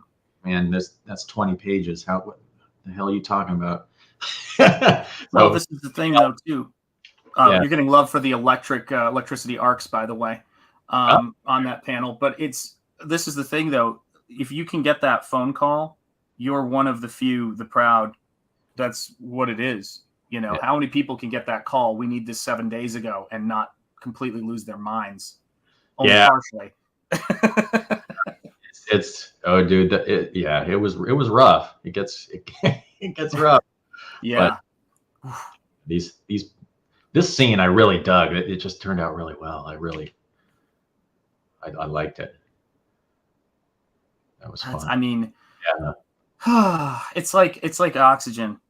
See, this is the weirdest thing about Comicsgate for me has been once you get over the disappointment. See, the reason I got into CG was because I had heard it was a white nationalist group and I wanted to break that glass ceiling. And then once I got here, I was so disappointed that everybody was, supportive, positive, backing my books. But this is the honest to God, truth of it is that with everything that we deal with day to day, just as human beings, we cannot survive very long without some kind of beauty and some kind of inspiration and something that's just sort of wakes our soul up in a sense. And that's to me what art and music and all of these things have done for me. And this right here is this to me is the finest and purest source of that. Tell me when you hear Dan Fraga, I can imagine you guys going over and hanging out with Dan Fraga. When he talks about art, it's like he's an evangelist. You know what I mean? He loves it all. He's that guy who's like, if you don't get on with Dan Fraga, to me, there's something going on with you. Like he's because he's working to get on with people, and that's what I love. Hold on, Sean, if there is a color you can achieve in your original artwork, do you ever, if there's a color you can't achieve? No, I don't ever do digital enhancements. ever. Although I am considering just sending all my work to Matt Yackey and saying fix it. So that's what I have for you, David Brock Williams. I'm just gonna send him the acrylics and make him push them into the computer. It's happening. But yeah, Frega Boom from David Brohawk Williams. Absolutely. We love Frega. He's the man. Look at this. Everybody's just like, this is the comic shop, except for you make the stuff. That's what's so cool. Yeah. Oh, this is beautiful, man. Oh my God. Your foreground, middle ground, and background stuff is sick. How you do that. Yeah. I love your texture. Can you Stuff zoom in on the floor? Sorry. I sorry to interrupt you. I'm a nerd. Can you zoom in on the floor right above her? Oh my gosh, man. Yeah. So I try and if you can keep that separation at least, then everything kind of works. It also helps when the artist is good enough to create that separation, right? Because there's I've run into so much artwork that you're like, it's so overpacked that you have your foreground, your midground, your background, and then they're throwing in something in between fore and mid. It just doesn't make sense. It's not that it isn't as bad, but it doesn't make sense, and it kind of just interrupts the flow of the colors. And if you can keep your background just separate like that, it presents well as a comic book, I think. Seriously. I mean, it's because what I loved about there were certain textural things that how do I word this? When people are coloring with an emphasis on simplification and trying to give it that sort of austere, almost I don't want to say Weimer, but modern kind of view of coloring. One of the things that they miss that to me is essential for that aesthetic experience is that proper amount of grit. And what I noticed when you went in and you were sort of remastering, recoloring Youngblood, you kept that grit that's there. That's what I'm talking about. Yeah. And for me, as a young reader, I'm not there to have artwork in front of me that there are errors of commission, putting too much in that we focus on, but there's also errors of omission that keep us from having that aesthetic experience. And you go that step of bringing that sort of immaculate reality with the texture there in the backgrounds, but still keep it a comic. And it's amazingly hard to do. Dude, I love it. It's and you know, like all of us that color, we do our best in the time we have. So yeah, some things we tend to be prouder of, and just because of that, because it's like, but you had such a short amount of time. Like this stuff always so rushed, which influences the style that it's done in too. Yeah, in a lot of ways. And yeah, we have people concerned for you here in the chat too. John saying, "Yackey, does coloring Frega make you go cross-eyed sometimes?" Oh no, not really. I understand that because yeah, he packs his pages with all kinds of stuff. But absolutely, I enjoy that, and I'm kind of used to that. Because like once I started working with Rob, it was like team books. I don't know why I always got team books, so everything was a team book.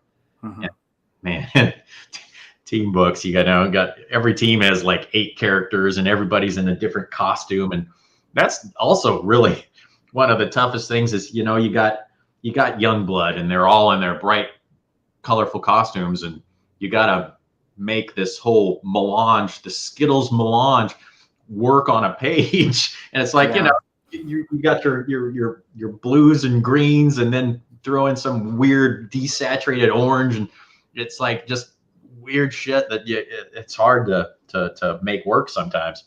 Yeah.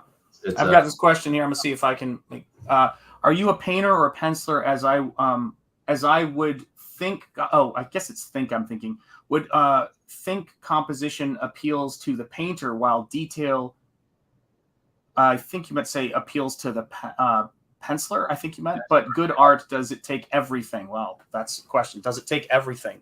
Good art, both the pencil and the detail, and then the composition working together. I'd say yeah, but Yeah. Well, good penciler is just working in the grays, and really should work in the blacks, and not even, and only think about color kind of as a side thought. I think.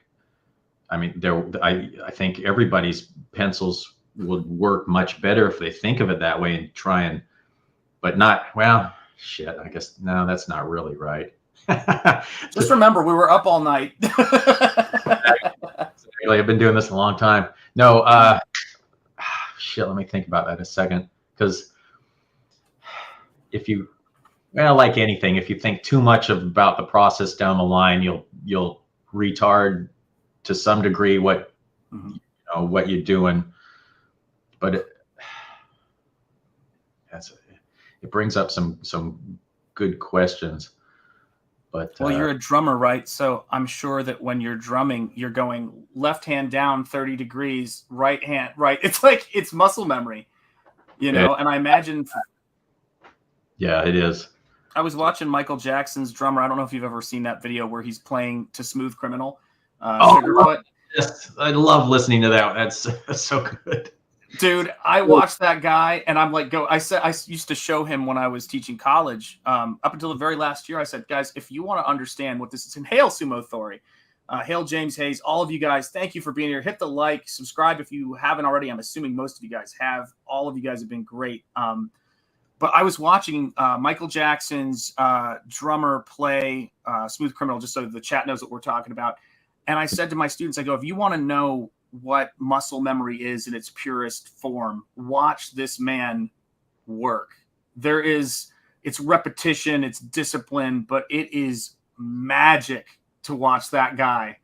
I was just like, it took my breath away to see that guy play, man. What? And you got to feel it, right? When you're coloring these things. It's just like when you're drumming. Yeah, it really is. It is. Music is, I think all art is kind of the same. It's just a different medium, you know, making, because I mean, music was my first thing. That was, yeah. If I hadn't found coloring, I would still be drumming. Yeah. Playing music. And if I could afford it, I'd still have a drum set.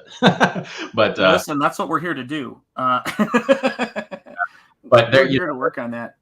Yeah, it's all the same kind of thing. You're just expressing yourself in a different way. You know, you play music, you're expressing yourself through the music. And if you're doing art, you're doing the same kind of thing. You're just drawing it or painting it or coloring it or whatever. Yeah. And you know, so it all is, it does relate. It really does.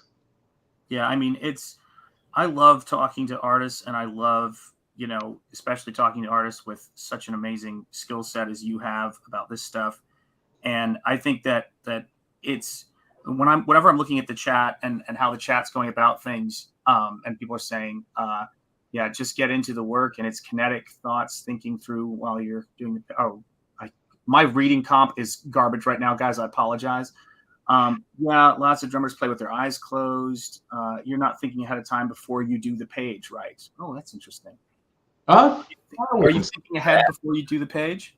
Yeah, you kind of, I mean, you have to, well, with any luck, you get at least a full scene. You get yeah, at their discretion. Yeah, because I mean, there's a lot of times where I'd only get, you know, a page here, a page, you know, I get page 1 and then page 12 and then page 4 and then 16. And I never knew what was going on, especially early on. It's kind of just the way everybody worked at the time. But yeah, you kind of, especially if you get a whole scene, like some of the Spawn stuff that I did where they'd give me that. Of course, Dan, you know, set up that he'd do the first page and then say, use this color, this page as a guide and do the rest of that scene. And, but I'm sorry, I missed that. What is this Spawn you speak of?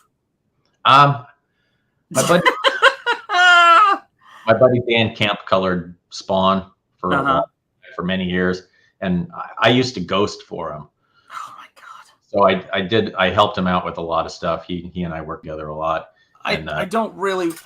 Guys, listen, people of the chat, my friends. By the way, thank all of you guys for being in here in the streams. I do appreciate it. I look at the stream, the chat constantly.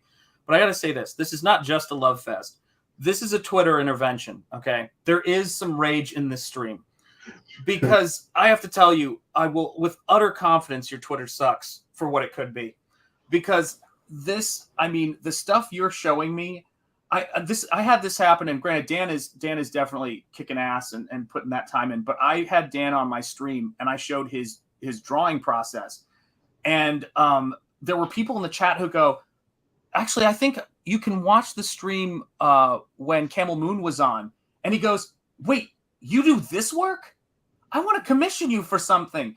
Please don't make it hard for people who desperately want to hire you to find you." I mean, it's like you can do something, and you've done things that so few people will ever do, man. It's incredible, man. Yeah, no, it was an awesome opportunity, and that the Spawn stuff. Yeah, let me see. Here's one for you. Because I do. Yeah, go ahead. I did a couple pages here, a couple pages there to help out to hit deadlines and stuff. So it's not like I was credited or anything, but well, it's this one. I love this question. I'll go to Antoine first because we have the professor in the house here. Antoine Dennison saying, "I often think of the comic page as a whole. I consider what I'm doing with the line that I probably should leave to color," which is a good point. And Barry Langer says, "So when you get a project, do you look at who was previously handling that book, or do you look at the previous pages done on that line? So are you thinking about it in terms of the smooth transition there?" Yeah, to a degree. I mean, sometimes like there was an issue, I can't find it now, that well, it's right here somewhere. And they were like, they just wanted me to do, it depends on the editor. The editor might say, just emulate that style to make it blend in. And I always try and make whatever I'm working on blend in with the previous issue and the overall look. So yeah, I definitely try and do that. There was one in particular that I did. Oh yeah, I think it was. Yeah, this is it. This guy was doing this whole thing, and it was hard. It was kind of hard. It was the easiest book I've ever colored, and it was hardest in a way because it was so flat and like, was this it? No. And the style was just so. Oh yeah, here we go. They give me. Is that it?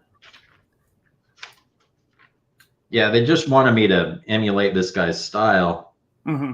And God, is that it? They had me do the space scenes for this Ultimates book, and then I think was it the last? Oh, there we go. Okay.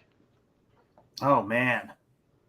I can't remember what the Celestials, is that what those characters are? I think Tom was having me do all the Celestial scenes because he liked the way I did the space and stuff. Oh my gosh, man.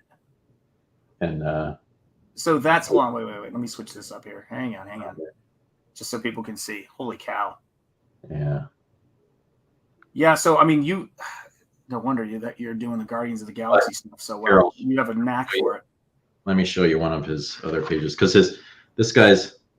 Oh, that's not a good one. By the way, happy Saturday to you, Art and Times with Jay Ryan. It's great to see all of you guys in here. It was the best of times. It was the worst of times, says Antoine Dennison. Very true. It's a tale. Yeah. So this guy. Oh wait, let's see. Let me find a good page that really shows it. Oh wow, so there you go. This wasn't me. This was I'd have to. Dan Brown, I think. So he was doing this really, it's like one color and a gradient through it was really simple rendering. I mean, no rendering practically. And it was weird to do because I'm, traditionally do a lot of cuts, just the way I learned and have always done it.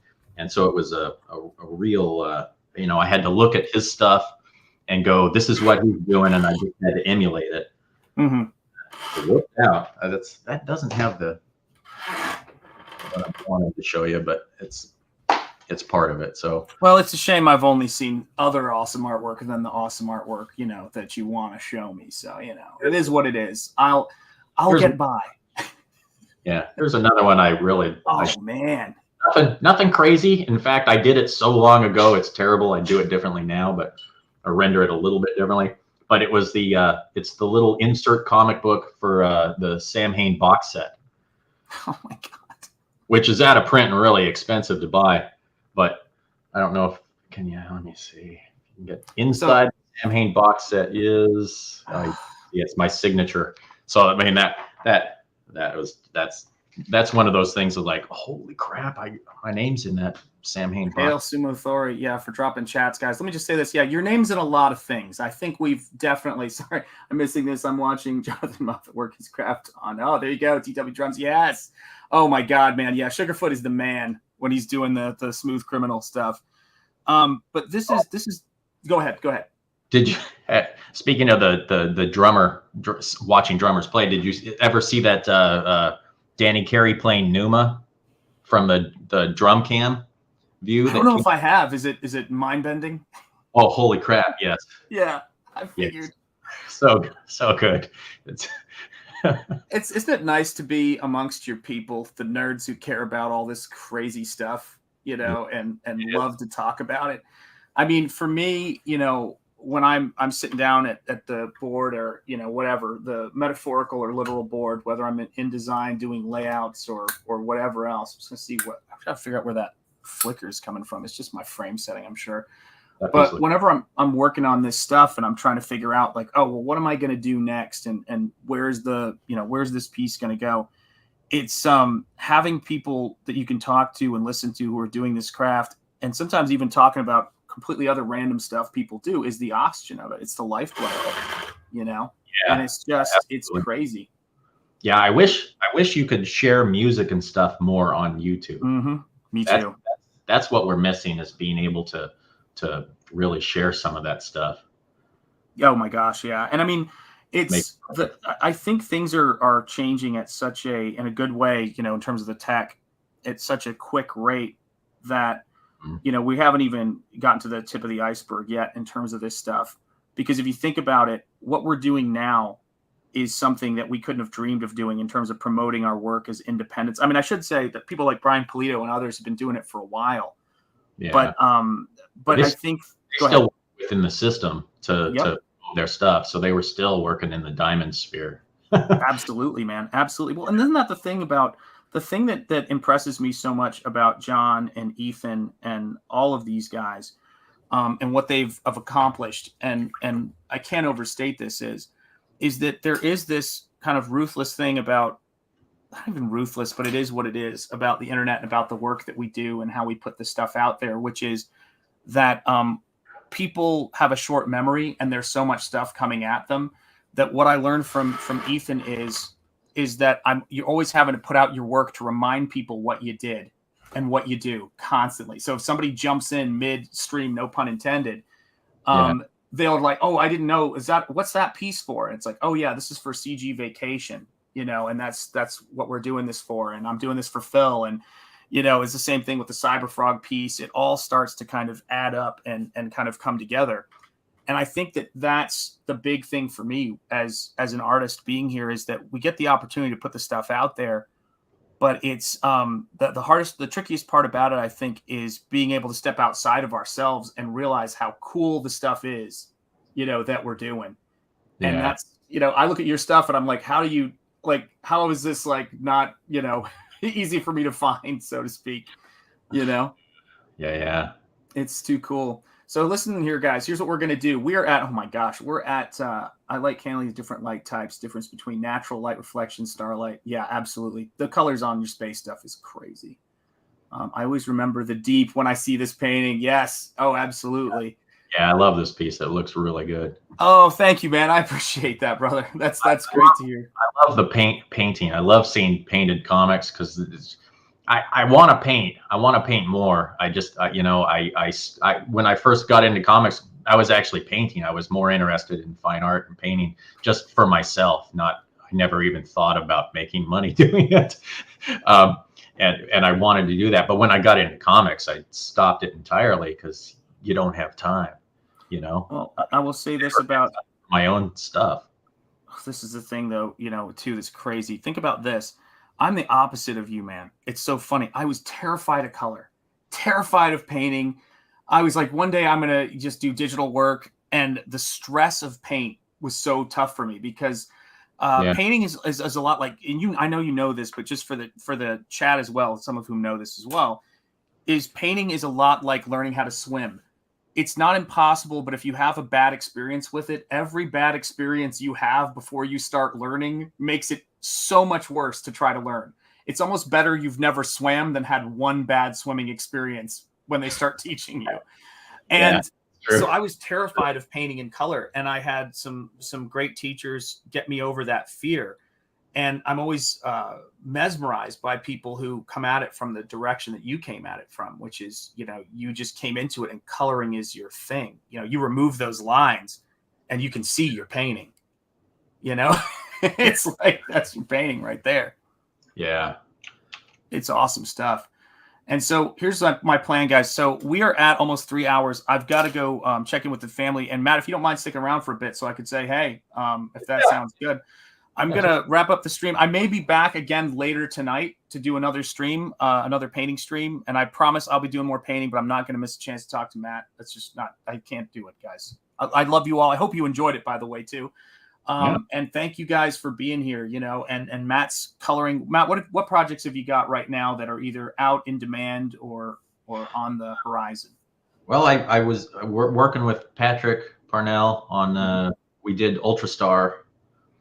And I'm working on Johnny Phantasm 93 right now with him. Right on. What else? Black Flag is in process. What else? Yeah, Outliers. I don't know when he put that on hold and is going to do it later. I think later this year. I don't recall. God, what else? I've done like random covers and stuff and here and there, but that's about it at the moment. Absolutely, guys. And everybody you can follow, Matt is going to be posting all sorts of exciting color stuff on his Twitter feed very soon. I'm not trying to be controlling. I'm just trying to be selfish. It's a different thing. I will try and do that. I will try and do that because that is actually a good idea. I should. Every now and again, you know, they say a broken clock is right twice a day. So I give a good idea. Every now and again, I will get a good idea out there, man. But seriously, there's Matt's Twitter right there. I just dropped that link there. The link to my comic book, Nosfero, the Crypt Walker, which I've been painting for some of this stream right here. That is also in the description. And thank you, chat, for being here today. And thank you, Matt, for being here. It's great. And I'll talk to you after we play the closeout song. So take care, everybody, and we will see you soon. Hail to the chat. Here's a little something for you busters. Yeah. You're not even learning anything on the street. Yeah. You think I'm stupid, son? Yeah. See what I'm trying to say to you, boy? Yeah. Do you? What's up with that? Look at me, damn it! Y'all cowards don't even smoke crack. What's up with You that? smoke crack, don't you?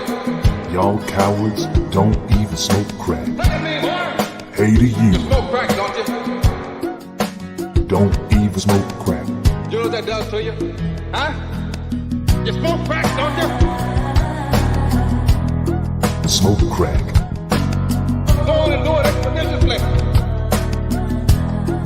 What's up with that? It kills your brain cells, son. It kills your brain cells. Don't even smoke crack.